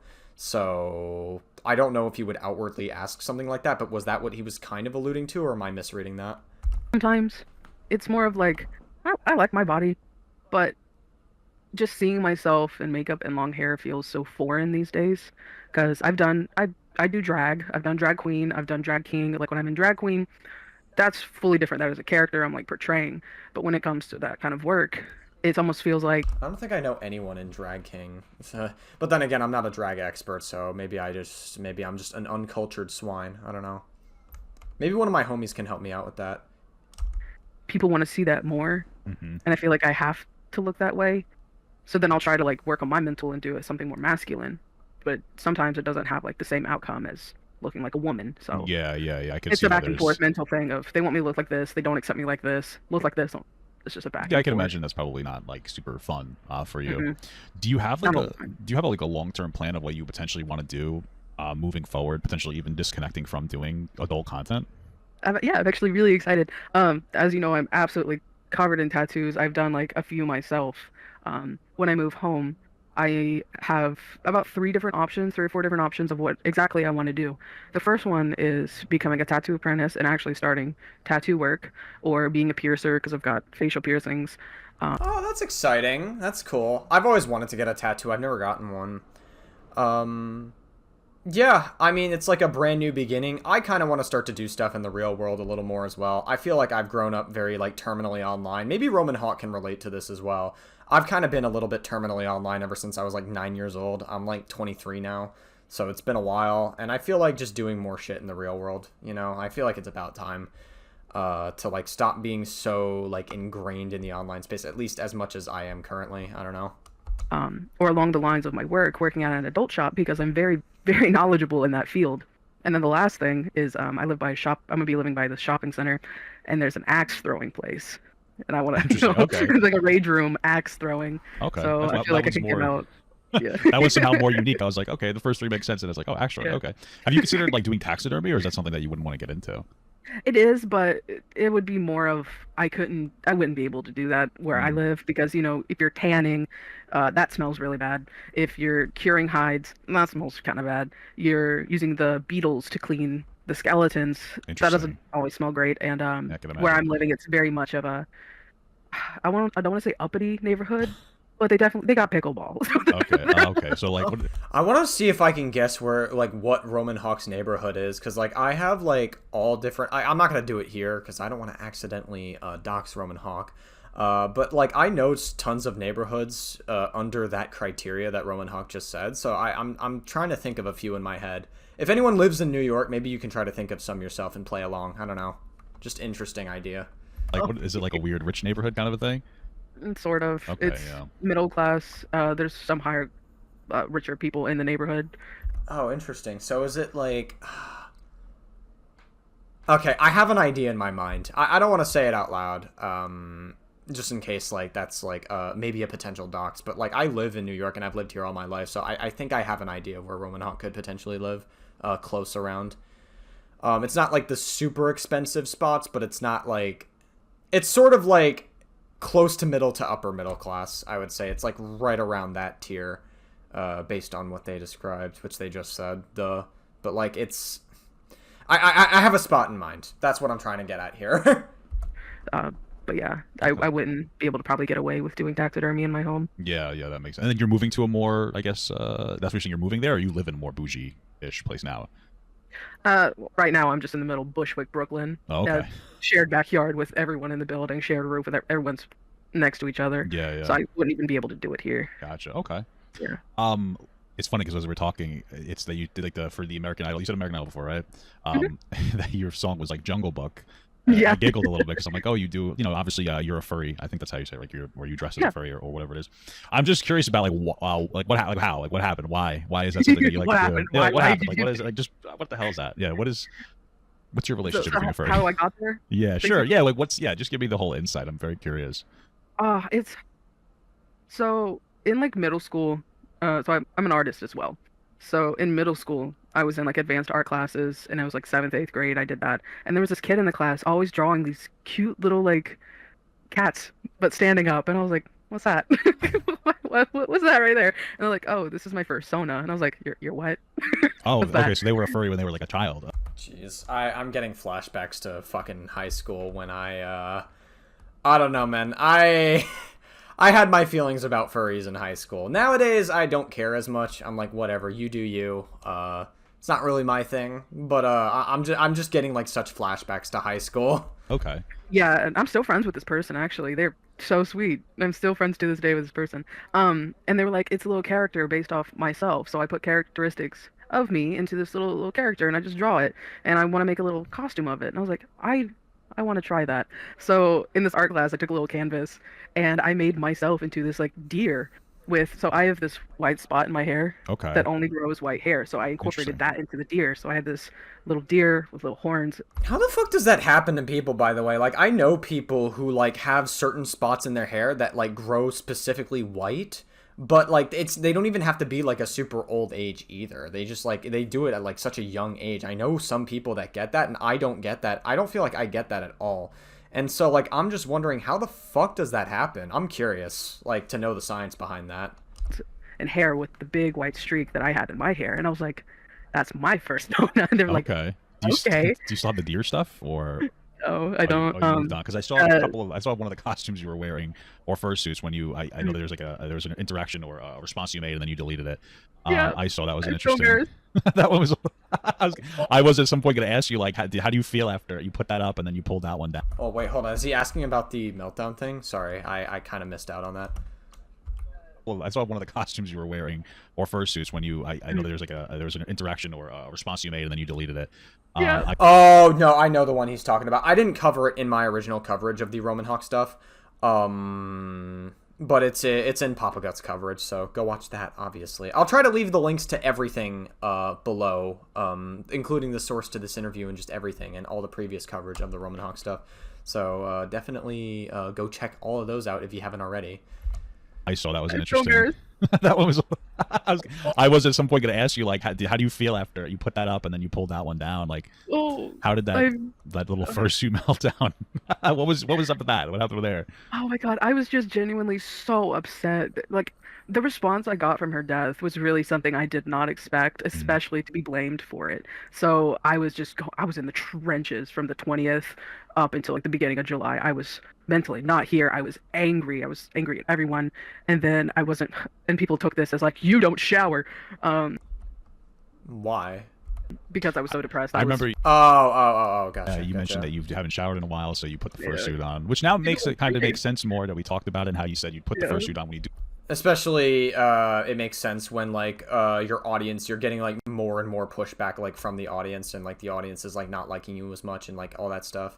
So, yeah, that makes sense to me, that you would, like, put the mask on as, like, a way to, like, I guess, detach yourself from your face that you put out there, I guess.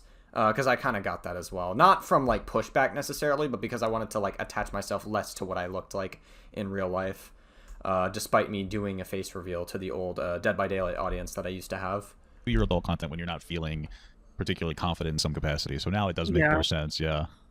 So I put it on and just ranted. Oh God, do I regret ranting? I was more so trying to explain things, explain my frustrations, explain what was going on, and how like 90% of the shit people were saying, I was like, this isn't correct. Please, like, this is what happened. This, and they just pointed and laughed, and I was like, maybe I shouldn't have put the head on. That was silly. Yeah. So I deleted it. Oh, in the context of the rant, I guess? I don't know. I don't think it would have made that much of a difference. Maybe it would have, but, like, I don't think so, personally.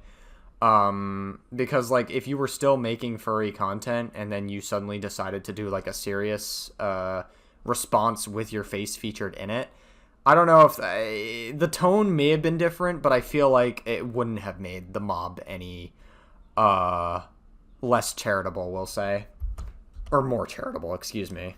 First, when Margot had passed away, you did have a lot of positive reception, and it seemed like the turning point really was once people started to feel like asking for $4,000 was an over. Yes, here we go. Okay, this is the part that I am the most curious about in the interview, is the this specific part. You know, like asking specifically about the controversy. Asking for $4,000 is definitely seems like a lot. As I said earlier in the interview, a lot of people speculated that this could have been because they just wanted to buy another fursuit, and that they like bought a lot of fursuits, because fursuits are not cheap, apparently. And so maybe given, I guess, if the audience knew about Roman Hawke's previous expensive tastes, we'll say, maybe they wanted to indulge in more money, considering money is kind of tight, especially like paying for it all the time. And like setting up a GoFundMe for that specifically wouldn't have been an issue. I don't know. I am curious to hear like the insight on this. Maybe I missed out on some stuff.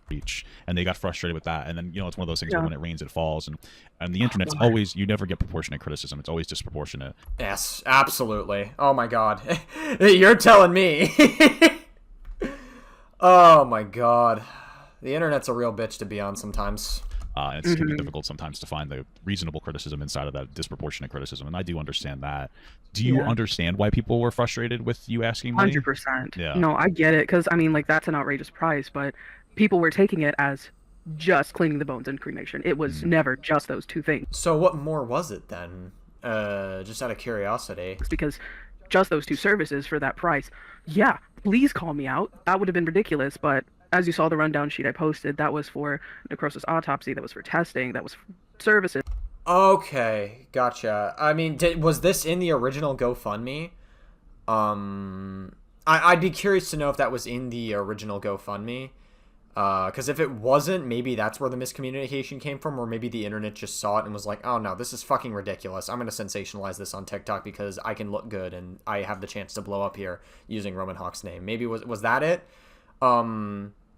Because that would actually clear up a lot. Was that like on the original GoFundMe? That was paying for shipping, paying for the shipping back because it has to be overnight. Margot actually gets shipped out tomorrow because we were doing this today. I have viewings today, and they sent me last week the address. So she's going out tomorrow. I'm really excited, and she'll be coming back, after my move.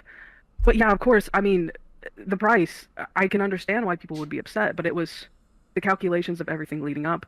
And also, GoFundMe takes quite a pretty chunk of whatever you make, because the three... How much does GoFundMe actually take? Let me actually look it up. I'm going to do some research. Ooh, okay. So, if donors choose recurring donation... Wait, hold on a second. It's always free to start and manage a fundraiser to GoFundMe to help cover the payment process. There's a transaction fee per donation. For more information about fees in your country, check out the pricing page where you can see the different amounts raised. When donors make a single donation, they can leave an optional contribution to help GoFundMe remain free for people who fundraise together.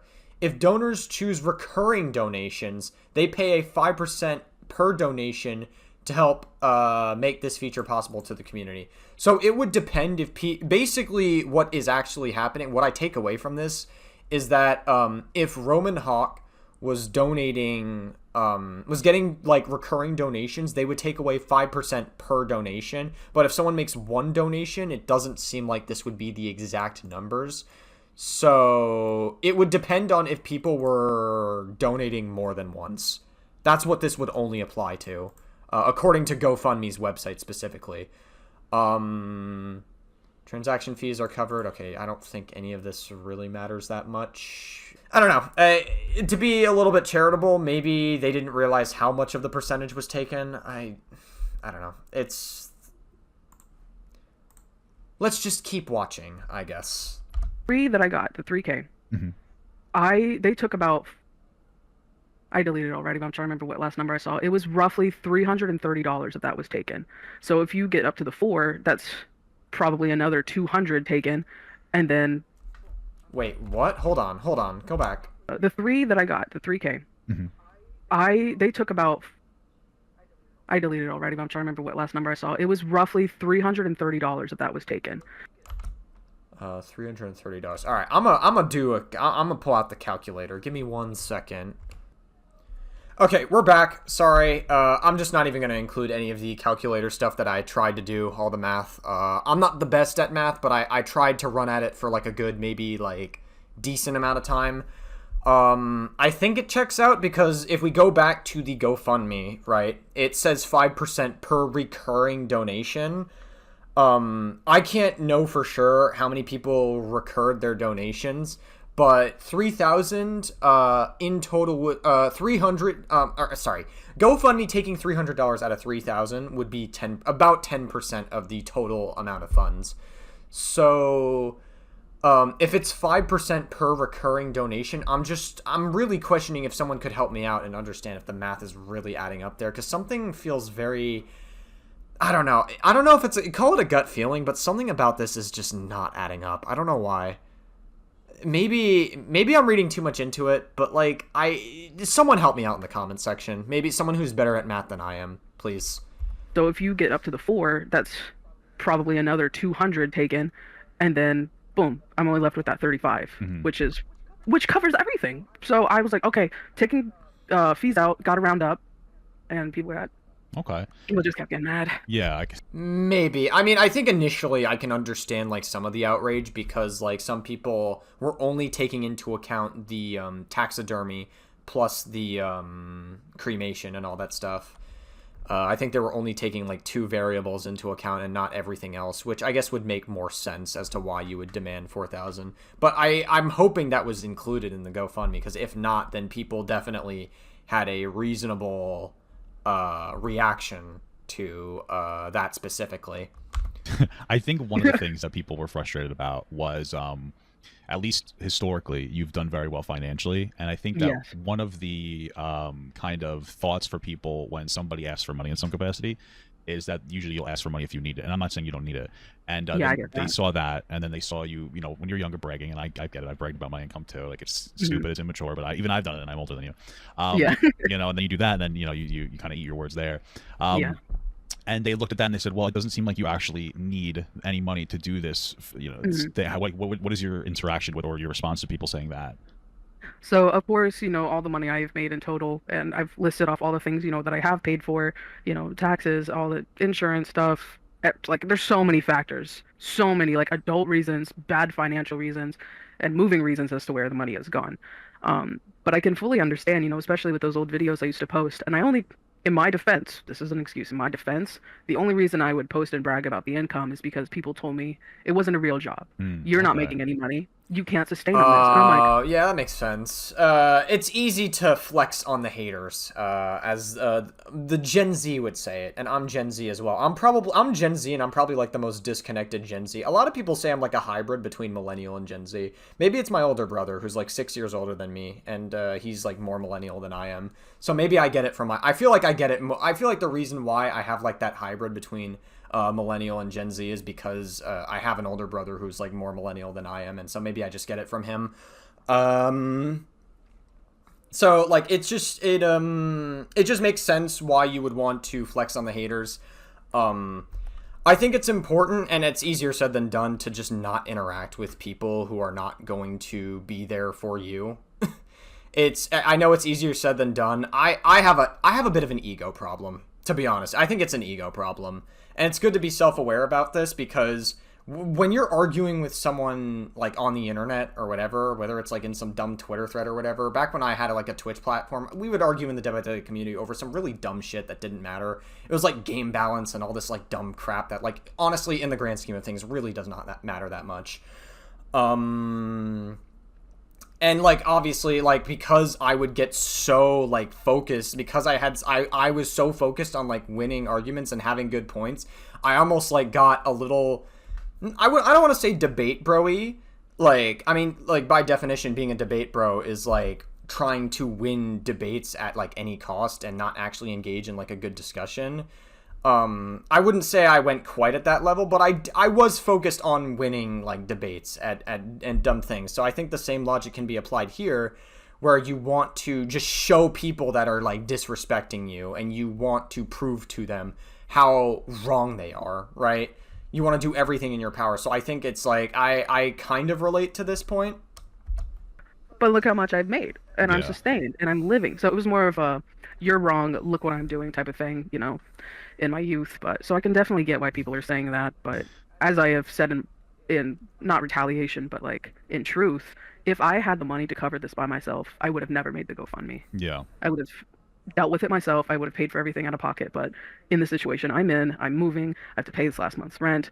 I'm not getting my security deposit back because water's now leaking from a ceiling light in your roof. Oh no, that's the worst in New York as well. That's actually really terrible. I remember back in 2019, there was like a really bad storm, and I think the living room ceiling, I think the lamp was installed in not a very correct way into the infrastructure. And so what wound up happening was I had like a flood in the apartment. Like the roof had so much water coming down, and so much water was getting trapped when I think they redone the roof as well. So something must have went wrong. And then we had this really awful leak of just water coming down, and we had to get like buckets after buckets of just like tons of water. It wasn't even like a minor like drip here and there. It was like really bad. It was like a stream of water was coming from the ceiling, and we had to get like buckets of water and dump it into the bath like every like 5 minutes. It was terrible. And then once the rain stopped, we had to like we had to have someone come over and like look at the roof again, because it was just faulty installation of not just the lamp, but like also the way the roof was redone as well. It was fucking crazy. That's like really bad in New York, but I guess hopefully it's not that bad where Roman Hawke is. Just, I needed some sort of help, and it backfired. Yeah, I could see it a little bit. I do understand the idea where people are like, oh, you're like a big loser or whatever. You don't, and I've responded, and it's it's not a good idea either. Like even now, some people are like, oh, you fell off, which is like one of the most fucking annoying things ever. The constant you fell off, and it's so funny. And I lean on my wife and stuff like. I'm pretty sure when people say that in Papa Guts chat, they're mostly joking. It's just like kind of a inside joke and a meme whenever people do that in the Papa Guts comments section. Like whenever fucking like it's like one of the first 2 or 3 comments you'll see. They'll be like, oh my god, Papa Gut only has like 100 views within like the first minute of his video coming out. Wow, you fell off, Papa Gut. Wow. But I think I wonder if the inside joke comes from the fact that Papa Gut was like once canceled on TikTok, and then maybe people just like kind of want to keep that going, just for the tee hee ha ha funnies. That happens. I'm like, I want to respond. I just show like what I'm making right now, and she's like, just it doesn't matter. You just have being stupid. I was like, okay, because you're so tempted to be like, oh, I'm like, this is my best year, and here you can show, It's not worth it most of the time. It's easy to get like sucked into like that ego moment. It really is. Like when you're a content creator, it's easy to get sucked into like an ego moment and prove that you're right because you have like all these people you want to impress. But it's like it's really, at the end of the day, it really does not matter. It's like you're probably gonna forget about it like within the next day or two. I understand that. Okay, so. Well, obviously, we're going to get more into like the Margot situation, and some of the questions might be a little. Yeah, this is the parts that I'm very curious about because the original coverage of the situation. So earlier in this video, I said we'll get into this part. I think this is the part we're going to get into now, where there was levels of. It's kind of hard to deny at this point, but there were levels based on like the situation I looked at. There, at the very least, was some level of neglect that Margot was getting. Whether it was intentional or not, I don't know. I wouldn't go as far as to say, like, I know a lot of people really hyped up the conversation and say, oh my god, Roman Hawke is a fucking animal abuser and all this stuff, which obviously is, like, a massive mischaracterization of what the actual situation is. And I feel like that's very disproportionate, because when I think of animal abuser, I think of, like, actually legitimately physically hitting fucking animals and having very little regard for their well-being. And like actively just hurting them every single fucking day and putting them through like levels of trauma, because animals get trauma as well, much like human beings do. So I really am curious about this situation, because at the very least, I think there was some level of neglect that Margot was getting. Margot was being overfed in a lot of different instances, but like I am curious to hear once again Roman's side of the story once more. I'm trying. They're going to probably be a little sensitive because That's okay. Margot is your. Well, I mean, you've mentioned that Margot was your daughter, which is interesting to me. Yeah. At first I was like, that feels a little disrespectful, but then I have like my mother thinks that her fucking dogs are her children, so I get it to an extent. So I guess we'll kind of start with Margot in general. Like, just when did you get Margot? So I got Margot on September 22nd of 2018. Okay. And I remember that specifically because everyone made jokes of the 21st night of September, but I got her the day after. So I should have gotten her the day before. So we made little jokes. So Margot came from a reptile expo. And this is where the bad decisions started. I'm 16 years old. My grandparents drive me to Navarre, Florida. We're going to a reptile show. And as we park, my grandmother goes, okay, you can get something. And I was like, oh, okay. So no planning, no research done ahead, and I can fully admit fault to that. I'll admit when I'm wrong. So they first got Margot when they were 16 years old. I assume they would attempt to try to understand what it takes to take care of a lizard. at this point. Maybe not perfectly. I don't know. It's interesting. It's almost like, because, like, I almost apply the same logic to, although I'm going to use a more extreme example, the Birdie situation when Birdie had their ferret or whatever. There were definitely signs of neglect. I think there were signs that Birdie was, like, literally, like, they were almost like using their ferret as like a fucking, some people were alleging that they were using their ferret almost as like a mace, kind of like a medieval mace. They were like flinging it around everywhere. And I'm like, that's probably not a good feeling for a ferret. I don't know the legitimacy of that, but to be honest, I wouldn't doubt it. Birdie's a fucking weirdo. Anyway, it's, but I think Lord Crust, in his coverage of the situation, he mentioned that based on his small amount of research, that the cage that Birdie was using, which I think Birdie was like around 13 or 14 at this point, was like a hamster cage at best. But ferrets specifically, they need like specific kinds of cages in order to actually take care of them. So almost at like a young age, even though Birdie is a fucking shit person, go watch the original videos if you want to know more. It's hard to litigate that specifically onto him because they were so young, taking care of them. It would 100% lie on the parents. And so anything up until Rowan Hawke becomes like 18 or 19, cannot 100% be litigated if they just got their ferret when they were 16. It would solely lie on whoever was taking care of Rowan Hawke specifically at this point.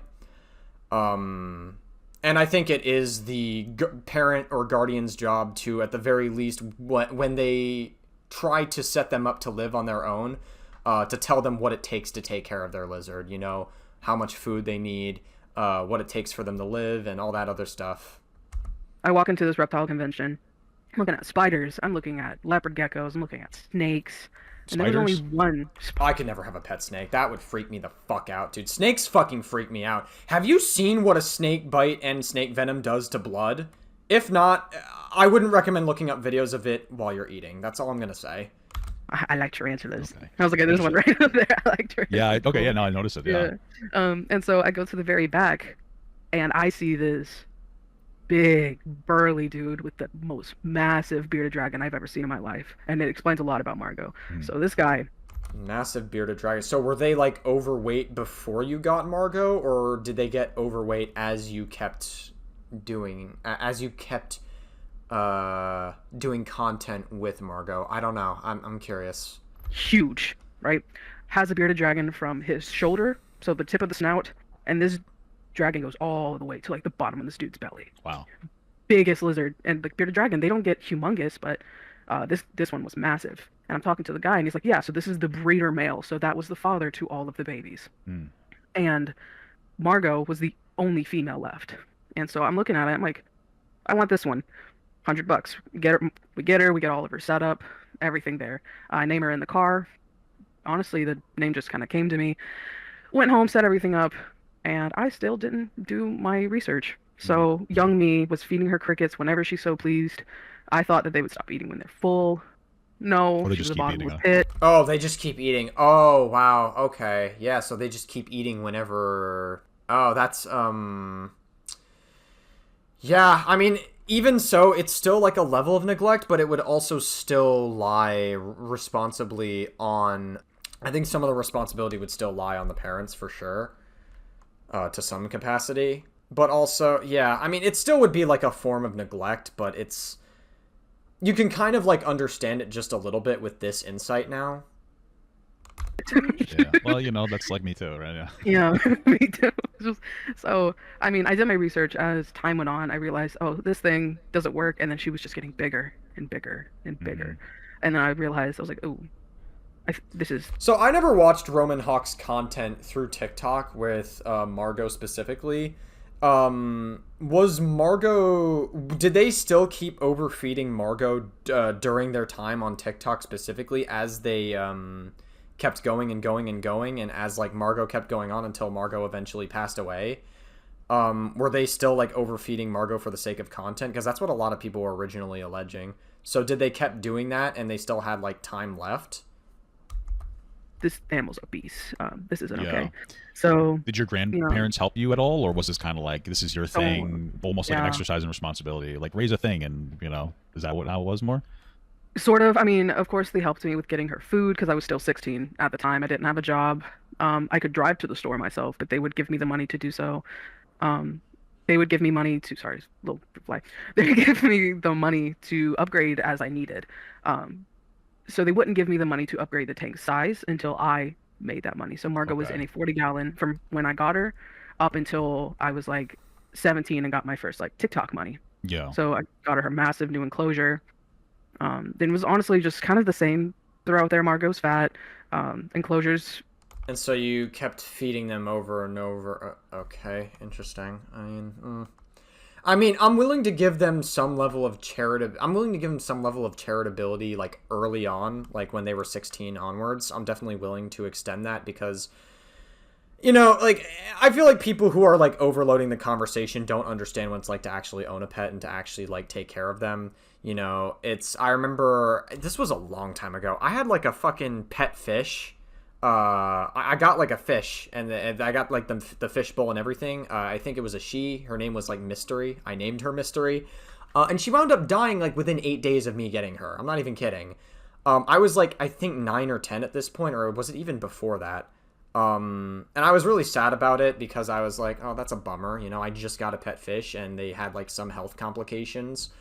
So it's a little bit like tough to understand, like any kind of thing can happen when you own uh a pet.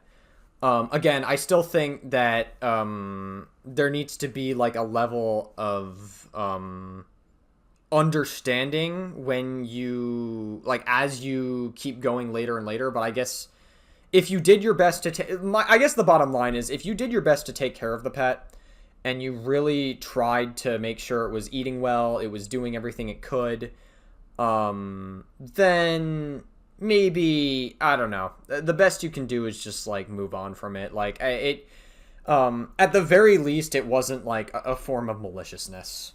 It still doesn't make it okay, but it's like there's like a level of charitability you can grant based on what if you tried your best to like make sure that they ate well. But apparently lizards don't stop eating. They'll just like keep eating if you keep feeding it over and over and over again. So I think some cats are the same way as well. Like if you keep giving them food over and over again, like cats will get like super overweight. And I had that problem with one of our cats as well. So that was unfortunate. So that's why I am extending this like level of charitability, because it's like hard to tell. Like we always fed cats like once a day, generally speaking, our cats. I tried our best anyways, but one of them still got like overweight because one of our cats, we had two cats. Gracie had some digestion issues, so she couldn't eat as much, and so what wound up happening was Lucy, the other cat that I had, would constantly eat a majority of the food more than Gracie would because they would share a bowl. But because Gracie had like an upset stomach and she had like problems digesting food, and so she wouldn't eat as much, Lucy would just eat a majority of the food, and that was like the source of her gaining more and more weight. And so it's tough to like understand like what a proper solution to that could be. We tried some different things, like we tried like letting them take turns. We let Gracie go first eating food, and then we let like Lucy go first finishing up the food, like giving each of them like an equal chance. And it wound up not working out too well. So it's tough to understand the balance, really. Gradually getting upgraded. Her diet was changing. I was, feeding her less, incorporating more vegetables, incorporating like bee pollen. That's very good for them. They love bee pollen. Um, and then it came to me moving out and with Margot, and that's when the weight loss really started. So that's when I really cracked down on her. I was like, okay, we're gonna have on and off days, and I'll make sure like she was flushing out waste, or like going to the bathroom, making sure that was out of her system before I fed her again. So making sure she got exercise. I was taking her outside a lot. I was letting her free roam, which is letting them run around the room to get exercise. I would toss a bug across the room and make her chase it to go get it. So I was trying to get her exercise through there too. And finally, she got all that weight down, but there was still a lot. There was still something there. Mm-hmm. And then we get to the surgeries. So I'm like sitting at my desk at my. So this actually does make Roman Hawke look a little better, because they were actually attempting to try to make Margot lose weight by like doing all these like exercise, and they did lose weight, but then eventually they found something. So this actually does make Roman Hawke look a little bit better at the very least. Last apartment playing a game, Margot's allowed to free roam. I didn't realize that one of my earrings had fallen on the floor. And so I hear this crunch, look down, Margot's eats an earring. Oh no! Oh, is that what happened? Oh no! Oh, that's tough. Ah, yeah, that's tough. I freak out. And at like 11 p.m., I rush into Manhattan, and I still have the x-ray actually from the vet's office of so I didn't realize she had an earring and two nostril studs all at the same time. Yeah, so I was like, what are you doing? So I take her in because I'm afraid these are going to harm her. So I was already prepared for surgery. I would imagine they would. I was already prepared for surgery financially if she needed it. But they assured me, they said she was going to pass these normally. It's not going to obstruct anything. But in the x-ray, they noticed, so bearded dragons do not have uterus. It's an oviduct. But uterus that's, people get mad about that term. Yeah, I was going to ask you about that because people... Yeah, on TikTok specifically, I noticed a lot of people saying they had like a piercing in their uterus or whatever, and like this is neglect and stuff. I was reacting to a video that was saying that, and I was like, well, fuck me, dude. That's actually really not that good at all. But like actually understanding this context, like it really like makes a lot of sense now. Yeah, so people sensationalize the fuck out of this on TikTok. Holy fuck, dude. That's crazy.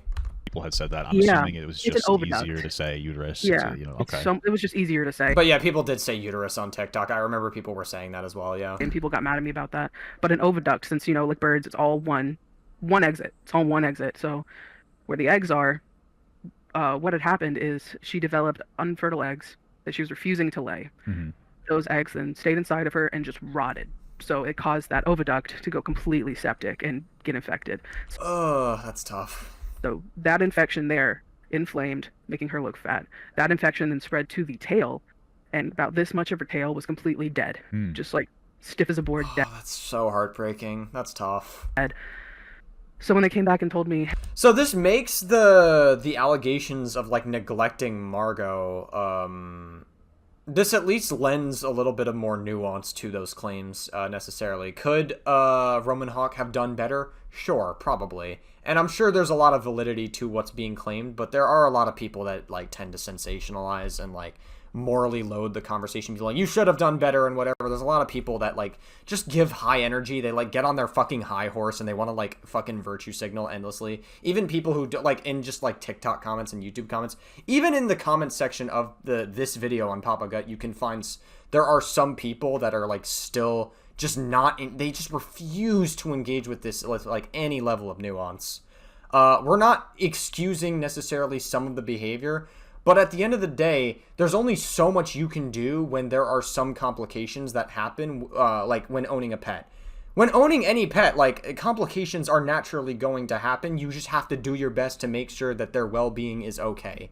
And could Roman Hawke have done better? Sure, but they got Margot when he was like 16 at the time, so just like at least try to engage a little bit more intelligently if you're gonna be on your high horse about this. Just saying. Hey, this is septic. This needs to be removed immediately or she is going to die.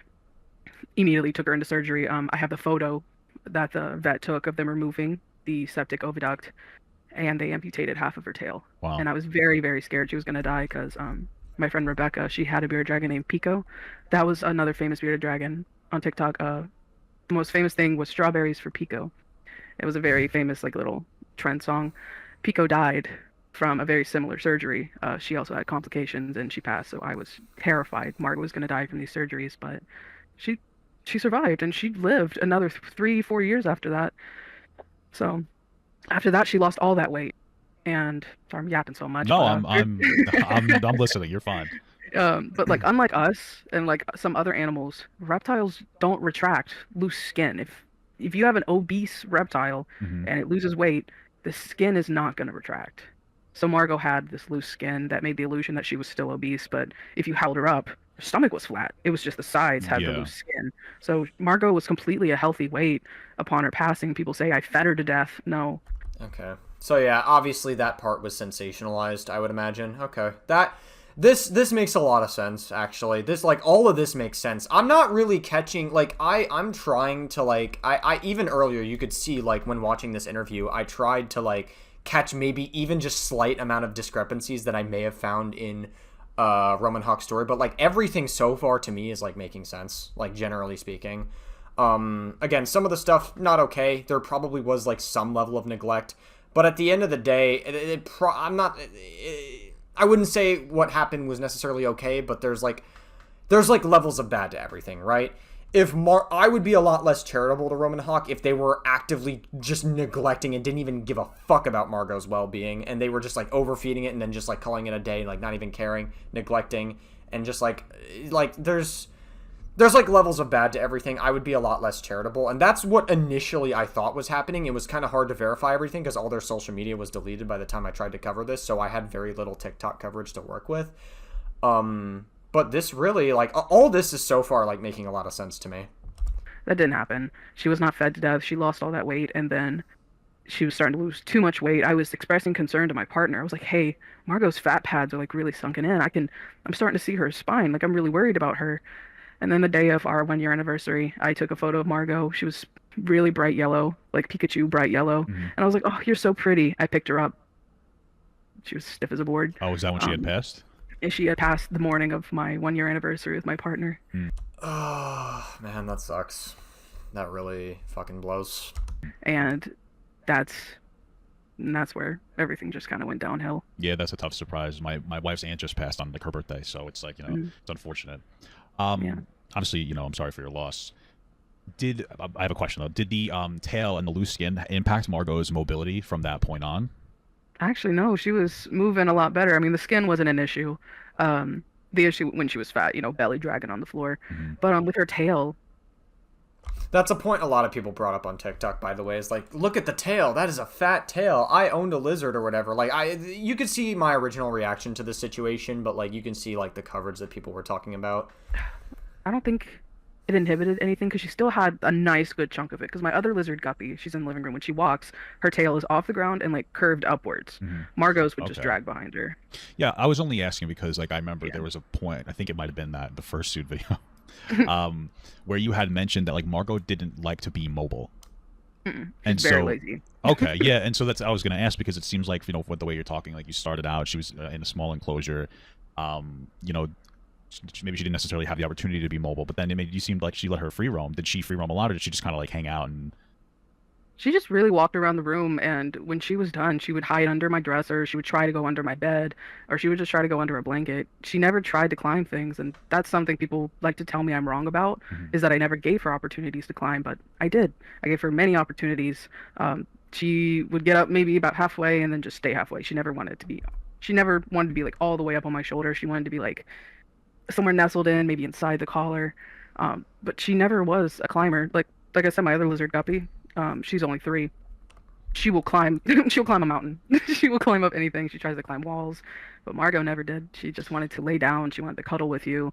She'd walk around, but she was never incredibly active. That even makes with given opportunity. It makes sense to me, especially since you said you started and, like, Margot was with you when you were with your grandmother. You had said, and so maybe even if they would have wanted to climb more, by the time they got to a space where they could have done more, it was like a learned behavior to maybe not be as mobile. Do you think that there could have been more ideal circumstances? I think so, personally. I feel like I'm not gonna do what the internet does and be like, you should have done better and all this stuff and, like, come at it with, like, this high energy. I definitely feel like you could Roman Hawke probably could have been a little bit more cognizant about Margot's surroundings and maybe done a little more research on how they're fed and stuff. Obviously they were 16 at the time, so it's like I would say more responsibility lies on whoever was taking care of Roman Hawke at the time to then help your son or daughter or whoever you were at the time to raise them once they get older and they start living on their own. I think generally speaking that would have been, like, a more ideal circumstance. But all you can do is just, like, own up to some parts of that, maybe address some of the parts that the internet was sensationalizing, because, like, I think that is important. A lot of the internet does sensationalize a lot of the really... I want to say, like, they're just very annoying about it. The internet is, like, there's a lot of trash on the internet that you, like, shouldn't listen to. And believe me, I would know. So just I guess like all you can do is just move forward at the end of the day. Like what do people really expect out of Roman Hawke at the end of the day? With Margot, 100%. well, excuse me, with Margot. Yeah. There was, like I said, she was my first ever real responsibility that I had to take care of myself. It's like having your first child. Like my mom said, she was still learning with me. I was still learning with Margot.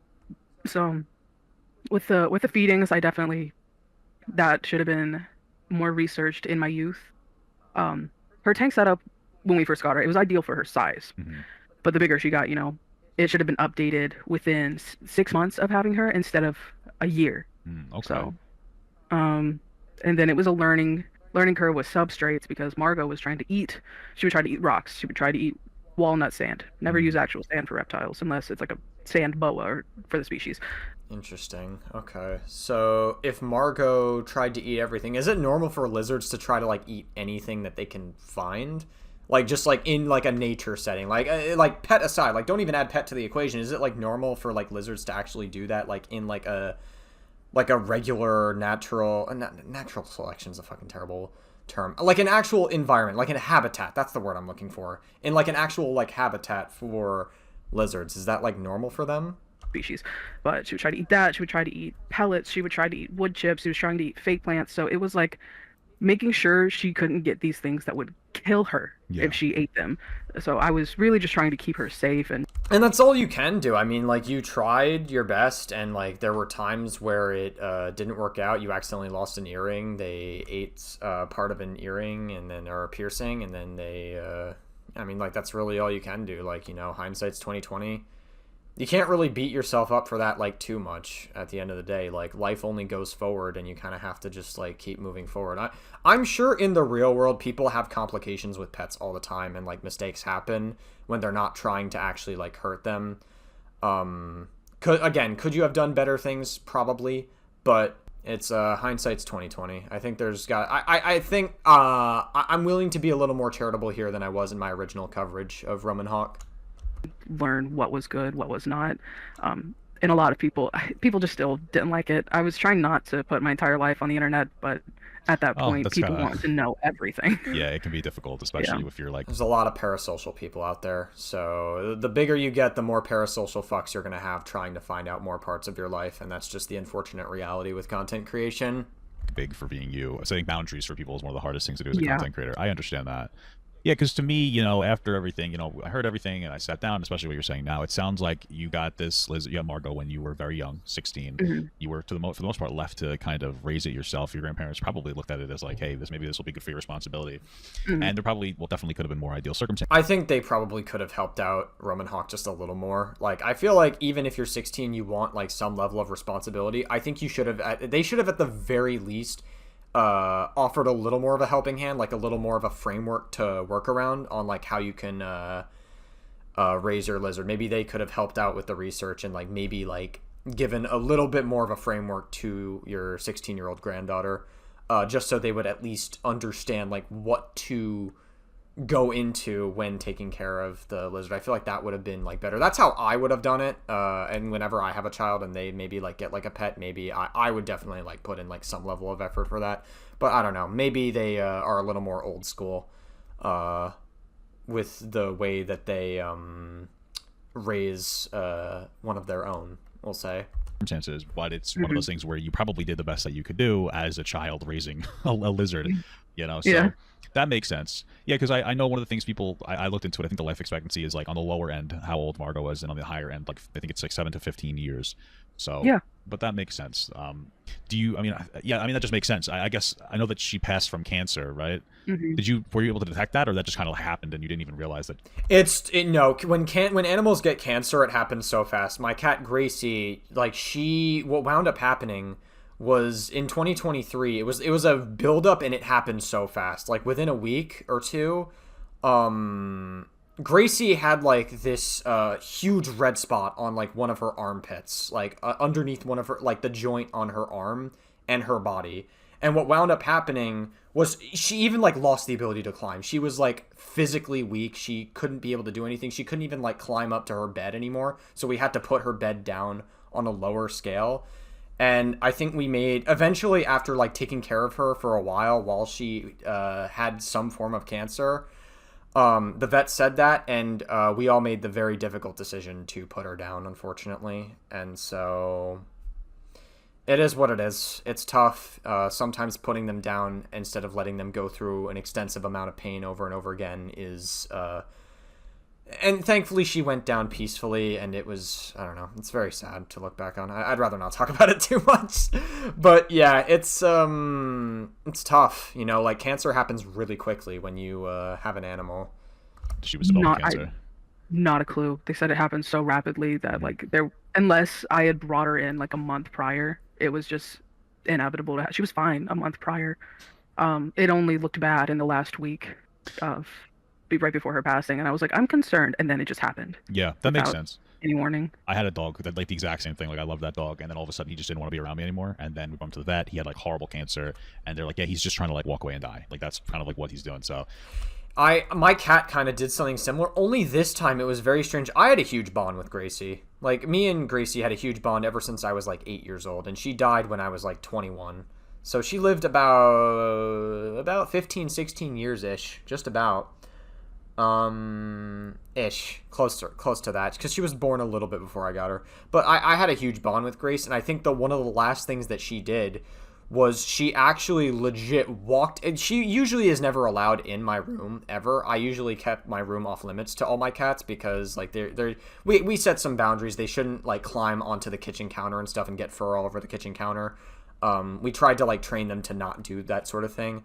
But because she wasn't allowed in my room before she went back to the vet for the last time, and I will never forget this, she walked into my room as if she was going to see it the last time. I'm not even kidding. This was something she did.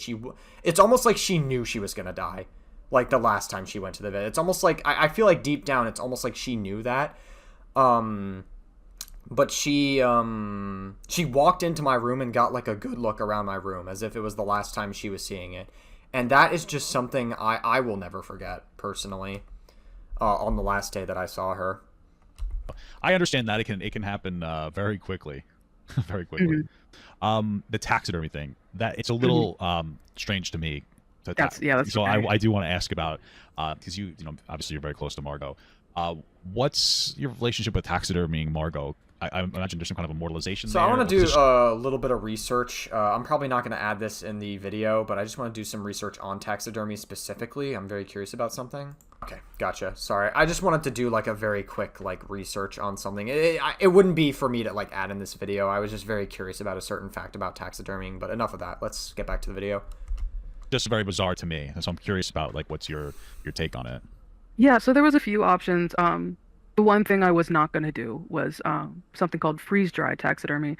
That's when basically she would be taxidermy to still look alive. I have like some chameleons in my living room, some lizards, some snakes that are freeze-dried taxidermied, but I don't think I physically could have handled seeing that. So one thing I could handle is I already have, this was like my third ever tattoo ever. This is Margot's skeleton. Interesting. I got that when I was 18. But like, I guess in the sense is I wanted her cremated, but I also wanted to be able to see her, but also not see her in a way that would freak me out. So no freeze-dried taxidermy, but I want to see you, but I also want your remains. So it's going to be her skeleton, so like in a little shadow box that way, because I plan on having like mainly her skull out so I could see that. That would bring me like some more comfort. I can see her, but not like alive. I feel like I'm being I understand. Yeah, I understand what you want to be able to see her, you want her to be there in some capacity, but you don't want to look over and be like, oh my god, she's alive for a moment, and then kind of fuck with your own head. Yeah. That I wouldn't be able to handle. So are you just trying to get the skeleton taxidermy? Is that what you're saying? You just want the skeleton articulated? The skeleton's gonna be cleaned. This is another thing people have been getting on my ass about, is you can't taxidermy, or you can't cremate without the bones. You can. It's not going to be as much ash or as much remains. Yeah. I guess. I would imagine like the burning or the melting. I'm pretty sure you can. Like, wouldn't you be able to do that with like any other animal as well? I don't really understand the point that TikTok would make there. Huh. Whatever it is for bones is probably higher than skin and an organ. So I imagine it would be almost easier to taxidermy without a skeleton in it. Yeah, people were telling me, you know, the skin, organs, and all the other tissues are going to evaporate. You're not going to have anything left. I already talked it out with my specialist. She's carefully removing the skeleton by hand, which is another reason added to more of the cost. So she's removing the skeleton by hand. cleaning it with the beetles, but then the rest of her remains are going to get cremated. So it's two things that technically don't happen a lot and Mhm. people think shouldn't or don't work, but we already talked it out. So she's going to make it happen. So I will get a good amount of ashes, and I already have the urn. I posted it. It's in the living room. It's empty. I put some shed from her last skin Mhm. shed in there for now. But yeah, I'm going to turn her bones into a really cute little shadow box. I'm going to put her ashes in the urn, and I'm going to have her little skull on display, you know. Yeah, I mean, like, my opinion about taxidermying in general, I would say, I never really talked about this in the video, but my general opinion is, like, I don't know. It's like, okay, this is a very American thing, so whenever I would go to my grandma's, there's this restaurant we would go to. It's called Cracker Barrel. I don't know if you guys have it here. I think it's an East Coast thing only. I'm pretty sure it's an East Coast thing, but it's like a very like Wild West / Western styled like restaurant. It's been around for a couple centuries now. I think it's been around for nearly 2 centuries. It's been around for a while. And one of the first things you see when you walk in is like a deer head. That's like a legitimately like taxidermied like deer head. I'm not even kidding. This is like a real thing. And so it's like very I don't know. My general thoughts on it is like it's hard to say what the I don't know. It feels like they're trying to preserve what people would do with house decorations back in the day. Because like that was like a legitimate thing. People would like hang deer heads or bear heads like on their wall and stuff like back in the day. You don't think you would see this nearly as much. And if you do, it would probably be like more fake or like more like modeled, I would say. Like it's not like a legitimate taxidermy. It's just like a model of what would look like an animal head on a wall or whatever. So I really don't know how to feel about taxidermies in 2025 necessarily. It's hard to say. I'm not like a huge expert on how they work necessarily, and I'm also not really like I don't know. It seems it's hard to have an opinion on it. Is really what I'm getting at. With her little, she already has a little statue out there with her name on it.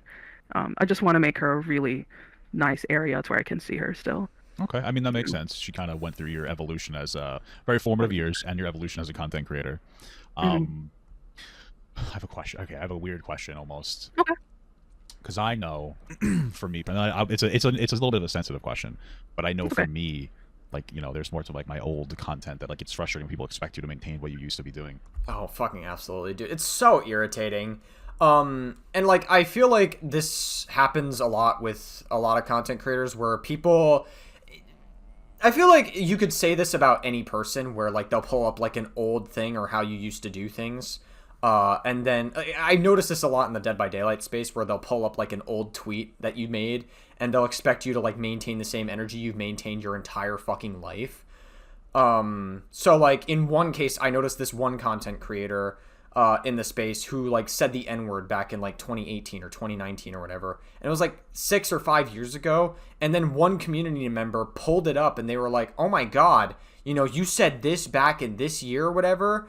You were well into your adulthood. You should have known better. You shouldn't have said these words. Oh my God, you're so bigoted and like all this stuff. And it's just like, dude, like if he's not saying it anymore, why do we fucking care, dude? It's like really fucking irritating when people like pull up old clips or old things you might have said back in the day. And then they like try to hold it against you as if you should still hold to those values today. It's like really irritating when people do that shit. It's like, get off your high horse, please. Just shut the fuck up. Shut up. Shut up. Was there a frustration with people, constantly talking about the Margot meme? I'll call it the Margot meme. Your first thing that Yeah. was frustrating as you evolved as a content creator. I guess Papa Gut was talking about something else entirely. I feel like it's just worth bringing that up because like I feel like some of that logic could be applied, even though that wasn't Papa Gut's like original point that he was making here. Yeah, because you don't really plan what you go viral on. You don't really That's get to true. pick and choose what video does good. So for that one to be all I was known for, started to slow because I wanted to be known for more. Like I said, I'm an artist. I'm a singer. I'm a collector. Oh yeah, you were on American Idol, which I'm still curious to see the American Idol episode. I do all this stuff. I'm an actor. I was an actor for a decade. I did many, many shows. Oh. Oh, really? Hold on, now I gotta look. Now we definitely have to look. Alright, so I tried to do an extensive amount of research to see if I could find, like, an IMDb page or something, or, like, just anything. I couldn't find anything on Roman Hawke or Riley Hawke, as his old name was. So I couldn't necessarily find anything, unfortunately. But I'd be curious to see if anyone could find, like, the actual, like, original American Idol episode. That'd be kind of neat to see. I'd be curious. Are you like a theater kid? I was. That does explain a lot of behavior. My wife is a little theaterish, and her friends are, and it's so interesting how you'll see some people online. You're like, they're a little cringe, and it's like, oh, they did theater. All of this makes so much sense now. Did Roman Hawke follow in their grandma's footsteps with acting? Did Roman Hawke follow in their grandma's footsteps? Was that what it is? Was I right on the read when I reacted earlier in this debate? In this interview, I said debate. My brain is fucking fried. We're almost done with this. We have like 15 minutes left to get through. It's like, that's it for me. If someone said I did theater, I'm like, I totally get it. Okay. And I don't even need any more. Okay, that makes sense. Theater kids are so fucking weird. Just look at Mama Max and Louis McClung, for instance. Yeah, but I wanted to be known more for what I did, like for myself. So I'm sitting there trying to, work, promote work. I'm trying to show off my art. I'm trying to sing on TikTok, and it's always, where's Margot? Where's Margot? Where's Margot? Where's Margot? Where's Margot? And it like wasn't. I never got a break, and I was like, please, like I'm trying to show you more of myself. And then the asking where's Margot was turned into what happened to you, and it just progressively got worse. It just got into why you look like this. You look ugly. Why are you so fat? And yeah, typical fucking bot comments. I see this a lot on I feel like a lot of women get these comments more than anything else. Like I don't really see a lot of men get these comments. I feel like it's mostly women that get these. And this was before Roman Hawke, I believe, became what was it, female to male trans, I believe. This was before they transitioned, I think. It just trickled from where's Margot into personal attacks, and I was like, what is going on?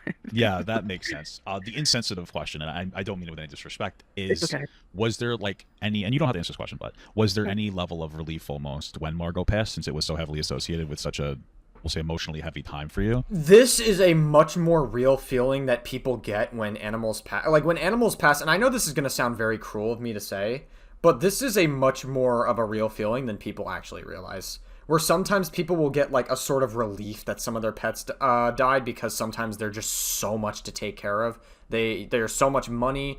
Some of them are high maintenance or whatever, almost to a point where it's like it can be a lot for a person. So that's like a very real feeling that you get, and it's fucked up. But a lot of people, in most cases, probably won't admit it to you when they get that sort of relief feeling. I feel like that is a lot more common than people care to admit.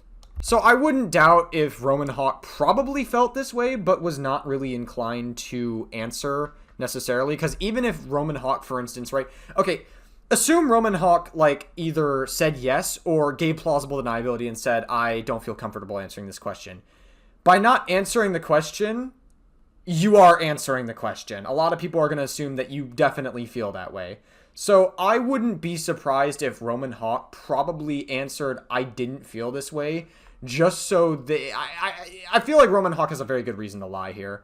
So like I'm getting the read that they probably did get, or he did get some relief when Margot died, to be honest with you. That's kind of the read that I'm getting at here. Because if they answered anything else, it would be a lose-lose situation. That's not insensitive. I fully get that question, but no. I was really expecting her to be around for much, much longer. But I also believe this part, too, where he believes that he was expecting Margot to live much longer, but that doesn't necessarily answer the question of was there some form of relief when Margot passed away. I wanted, when I moved, I was so ready to completely upgrade both of their tanks. I was ready to have them outside more. I was already looking at pens, enclosures, to safely have them outside where I was outside so they wouldn't get hurt. I had a lot of future plans for her, so no, I was still very devastated. There was no relief. If she was suffering, I'm glad she... Well, just because you're devastated doesn't necessarily mean you can't have, like, some form of relief. I mean, emotions are very complex. People get all sorts of complicated emotions. You can be attached to an animal and be like, oh my god, like, it sucks that they died and all this stuff, and it's, like, very heartbreaking, but at the same time, there's, like, some level of relief that people can get. because they may not be, and I'm gonna sound very harsh, but they may not be such a burden in your life anymore, if that makes sense. I know that sounds very harsh, but like taking care of animals is a very massive responsibility for many people. He's not suffering anymore, because of cancer, but like, no. Okay. I wish she was still here. I was just curious, and even if you did have a level of relief, it doesn't mean that you still wanted her to, you wouldn't be sad. But I was just curious about that because I know, like, yeah, that's pretty much what I was just saying. Oh my god, I didn't even remember that part when Papa Gut talked about that. Also, we're pausing on a very interesting frame. Maybe I should have made this the thumbnail of Papa Gut in this freeze frame. I don't know. This would be a good thumbnail image, but I decided to make it something else instead. Completely unrelated to the video. I'm just being fucking silly. Strange. Is there anything about Margot that you felt like you didn't get to express, or the situation that you feel like you didn't get to talk about, or anything? Because I think I've covered all the bases. I tried to see what people said when I made that video of like, oh, I'd like to talk to you, but not really in this like big argumentative, performative, like, I got feedback of people were like, oh, they killed their this and they did this, and I was like, okay, let me see that. I think we addressed pretty much all that. Is there anything that you feel like you haven't addressed? I've pretty much addressed everything. It's more of so I wish people understood that upon her passing, she was not obese. She was the healthy weight, she had those surgeries. She was I mean, of course, it went undetected, but like, how are you supposed to know? Yeah, I mean, again, like, I would say Roman Hawke's story in general checks out and makes sense. Like, after listening to this interview twice and looking over just like everything, like, again, it just makes sense to me. Even the small discrepancies that I potentially found in Roman Hawke's story didn't really amount to that much, honestly. And I tried to like look into it as well. I tried to spot some, and I couldn't find any. Like, everything seems to check out normally. So, and saying that I caused it from improper husbandry, but it's a genetic thing. So I just wish more people understood that this was going to happen inevitably, and there was nothing to prevent it unless I had brought her in like a month prior. Yeah, sure. And she was fine the month prior, so there was no reason. I understand that. I think, because people, again, they get very exaggerated in their frustration. Yep. Totally get that. Agreed. People very much sensationalize, and they just they're very hyperbolic when they express shit on the internet. And I think that's a whole other conversation we can have for another time. But holy fuck, people on the internet are very the internet's brain rot. Mainly TikTok specifically. TikTok is just it has done a lot of damage to society. I'm of the opinion that I think TikTok has done a lot of good especially for like smaller businesses who need to like get out there into the world and like promote content and stuff. But there is just so much fucking trash that like kids grew up with. I'm about to sound like a boomer, and I'm only 23 years old. Back in my day, there was no TikTok around. It's possible that there were environmental aspects to it, but again, you were very young when you got her, and a lot of it was learning, and it's like sometimes that's just unfortunately how it goes. Not to be crass, but okay, I'm happy that we were able to satisfy that. I'm happy with the direction of the conversation. I'm a little curious if you're open to the conversation. You do not have to be. I'm always curious about like like non-binary identifications and whatnot. Yeah. That's something I'm curious about. Obviously, that wasn't going to be the main part of it, but I'm a little bit of an older guy. I'm 35 now. I understand. I understand it, and I just don't fully understand it, if that makes sense. But I'm curious about your kind of your evolution with like your transition. I think the best way to understand non-binary people, and I heard Ryan Beard talk about this. I think Ryan Beard had a very, very good analogy. Is being non-binary. Look at it like a political spectrum, right? You have your left, and then you have the right as the political spectrum, and then you have moderates, like the in-between of the two, right? That's essentially what being non-binary is, Being non-binary is sort of like this ambiguity between, like, not feeling necessarily like a man or a woman, sort of just like a sweet spot, I guess, I would say, of just feeling both worlds. I feel like there's probably some level of dysphoria that might come with that. I don't know. I don't know what it's like to be a non-binary person. I used to have non-binary friends back in the DBD space, so I would ask them, out of curiosity, but shit happens, I guess. We'll just put it like that. As a person, like your story, if you're open to having that conversation. So open. Okay. There's nothing bad. That happened or anything. It's not like I had this terrible life-altering moment. No. From a young age, that was my first I grew up question. as a tomboy. Okay, yeah, gotcha. I always was a tomboy. I have cuts, scars, scrapes all over my legs. I was always outside and playing with. I remember Papa Gut talking about in one of his older videos or like coverage of something else when he was talking about non-binary people that like people who would have been tomboys back in like the 90s probably would be non-binary today. I remember that being a very specific point, so it's actually very interesting that Roman Hawke is bringing this up. Bugs. I'm going fishing. All my friends were guys as a kid. Yeah, spiders. Specifically, spiders. Love spiders. I had this best friend at this condo named Cody, and we were constantly out. We were going to the beaches. We were going fishing. Oh, it was just like it felt like two young boys hanging out, even though technically it was a little girl and a little boy. Mm-hmm. But even like going into school, I had crushes on girls at the time. I hated my uniform. I was wearing dresses, and I just hated how dresses felt. But as I got older, my mother's a Christian, and it's a Christian family. They went to Baptist in Alabama. It's almost typical, yeah. Yeah. I'm pretty sure this was a question that Papa Gut asked, do you come from a religious family? And like now it seems like that was very, I guess it was alluded to earlier, but they, specifically Roman Hawke said satanic. So I guess that is a level of being religious. I don't know. I haven't met that many satanic people in life though, so maybe I just didn't quite pick up on that. Very hyper religious family tends to yeah, you see it happen. Yeah, sure. So of course dresses and femininity, whatever, womanly was pushed onto me. So I just kind of went with it, for the while, but I was still gay. Yeah. I liked everyone. I didn't care what they went by. So that's the term pansexual. I'd have no preference. I'll date trans woman, trans man, cis woman, cis man, non-binary. I don't care what they identify as. If we click, we click. That's the whole premises of me. But as I moved, especially moving out, it was just like presenting feminine just got more and more and more uncomfortable. Like wearing bras, I don't like how it feels. Binding my chest, I love how a flat chest looks. My hair was getting too long. It was getting tangled. I think I'm pretty sure there's like this definitely ties into like feelings of dysphoria. I'm gonna give like a personal experience, and this might be completely unrelated to like what it feels like to be trans or be non-binary. But I remember I had this like weird phase in my life at one point where I hated having arms. And it was just the weirdest fucking feeling ever. And I'm like, obviously I would never cut my fucking arms off. That's silly. Why would I ever do such a thing? But it's such a weird thing that I like had at one point in my life where I had like this huge body dysphoria where I was like, I just don't like having fucking arms. It's almost like having reverse phantom limb, where like if you have like a huge limb cut off and you like still feel like you have that limb, or your body is still used to you having that limb. It's like reverse phantom limb, if that's like a weird thing. I don't know. Maybe someone who's trans or non-binary can comment below or like let me know if that's actually what it like kind of feels like. But that's like one feeling that I remember getting. It was like a very fucking strange period in my life that I got. I don't know. It was like so weird. Like I just hated fucking having arms, and I just pictured life without it. And it was like a weird feeling. I thank God I don't get it anymore. It was just so weird.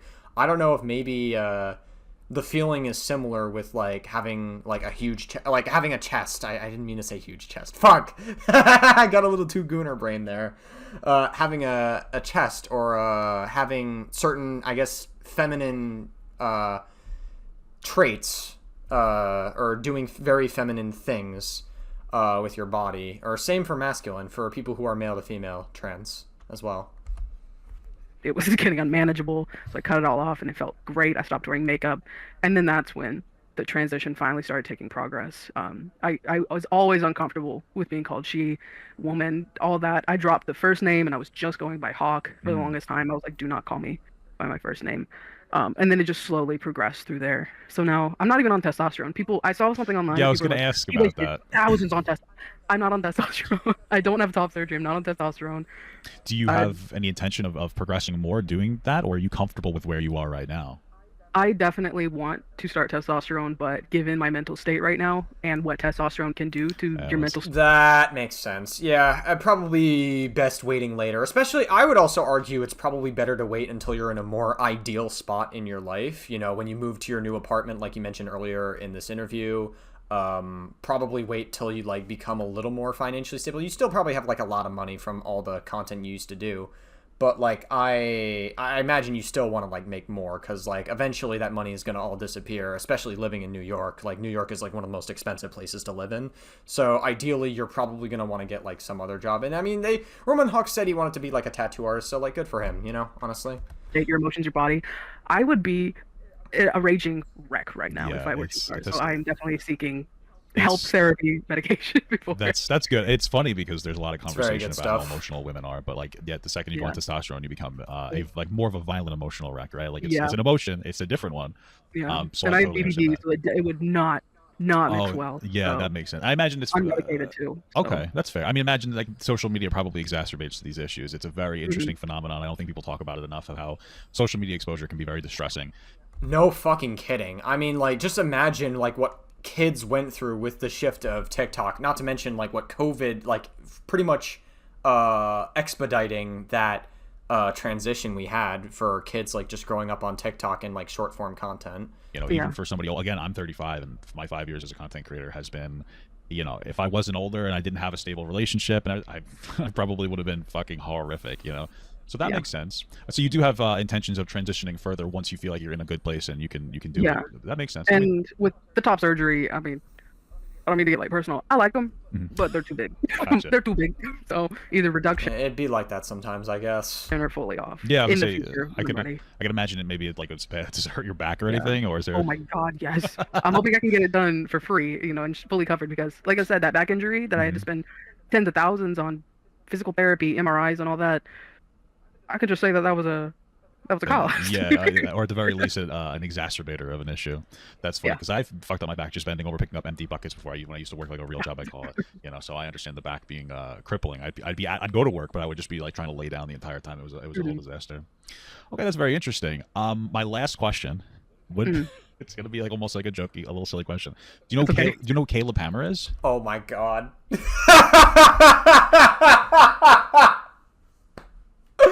Oh my god. I must have not paid attention to the interview at this point. I didn't even know he asked this question. What the fuck?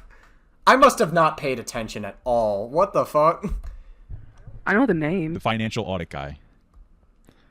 No. I was gonna ask. Oh my god. Maybe Roman Hawke should go on financial audit. I don't know. Maybe Caleb Hammer could help Roman Hawke out. I don't know. It would be a fun episode, but it's kind of tough to... It would be tough to see Caleb rip into Roman Hawke specifically. I don't know. But I feel like it could still be a fun episode. Who knows?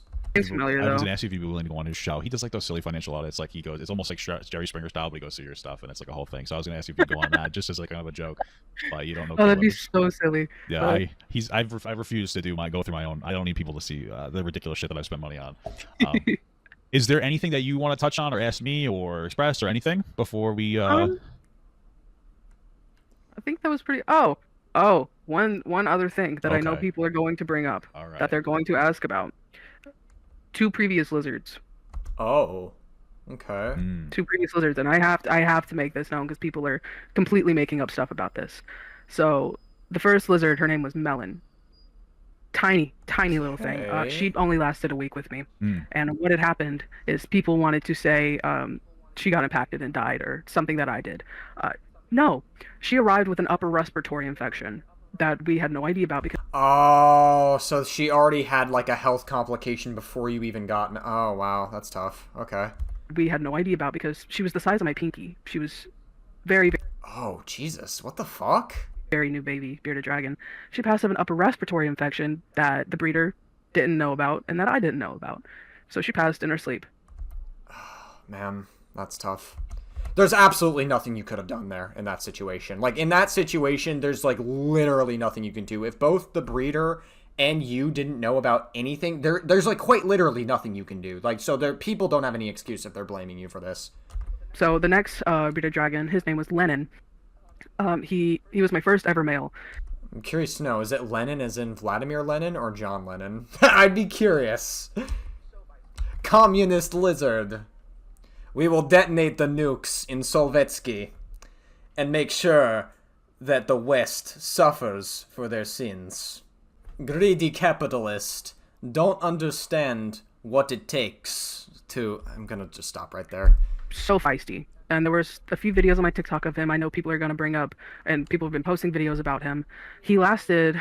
They should have made the main villain of Black Ops Cold War. Instead of it being fucking Perseus, it should have just been a giant lizard. Fuck it. It's just communist lizard. Screw it. Go full Disney. Why not? 6 or 7 months, and the story with him is he was doing great. So it was my 18th birthday. I had a friend fly down to come visit me for my 18th birthday, and we were out doing stuff all day, staying out pretty late at night. And I told my mother and my siblings, "Hey, please watch Lennon and don't let him near Margot. Make sure his tank, the lid of his tank is shut, because he, prior to, had escaped twice. He had escaped out of the enclosure twice from just pushing it up and getting out. So I was like, please make sure, stay in my room, play on my Xbox, just make sure he doesn't get out. Watch them." So I'm out for my 18th birthday. I come home really late. My mom's yelling at me because I came home an hour late, and I'm sitting on my bed, and I look at Lennon's tank. He's not in there. And I was like, what the fuck? Look at Margot's tank. Oh. And he jumped in there when no one was paying attention. He jumped in there. And Did she eat him? She didn't eat him. Oh, okay, She crushed his skull. Damn. Oh, what the fuck? Oh, God. That's tough. Holy fuck. She almost decapitated him. Wow. Ugh, man, that's brutal. It was very, very gruesome, and it had literally happened right before I got home because the blood was fresh. I couldn't even look at Margot for a week. So I'm screaming at my mom. I'm screaming at my siblings. I'm like, why did you let this happen? Why weren't you watching them? And people were making up the story that Margot got in his tank and purposefully got him. But no, my family wasn't watching him like I'd asked them to do. He escaped, jumped in, and that unfortunately happened. And that is something I really need people to get through to their heads, is both of those deaths were not my doing. Yeah, I mean, it is Oh, man. That's tough. I'm sorry. kind of just like that sometimes. My mother was about to adopt a dog, and then the dog died. I don't know if she doesn't know what happened. They just got out and died, and something happened before she. I mean, I had a similar, I said earlier in this reaction that I had a pet fish when I was really young. It was I was 7 or 8, and they died within 8 days of me getting them. It was some kind of health complication that happened, and we the fish just naturally, I guess, died.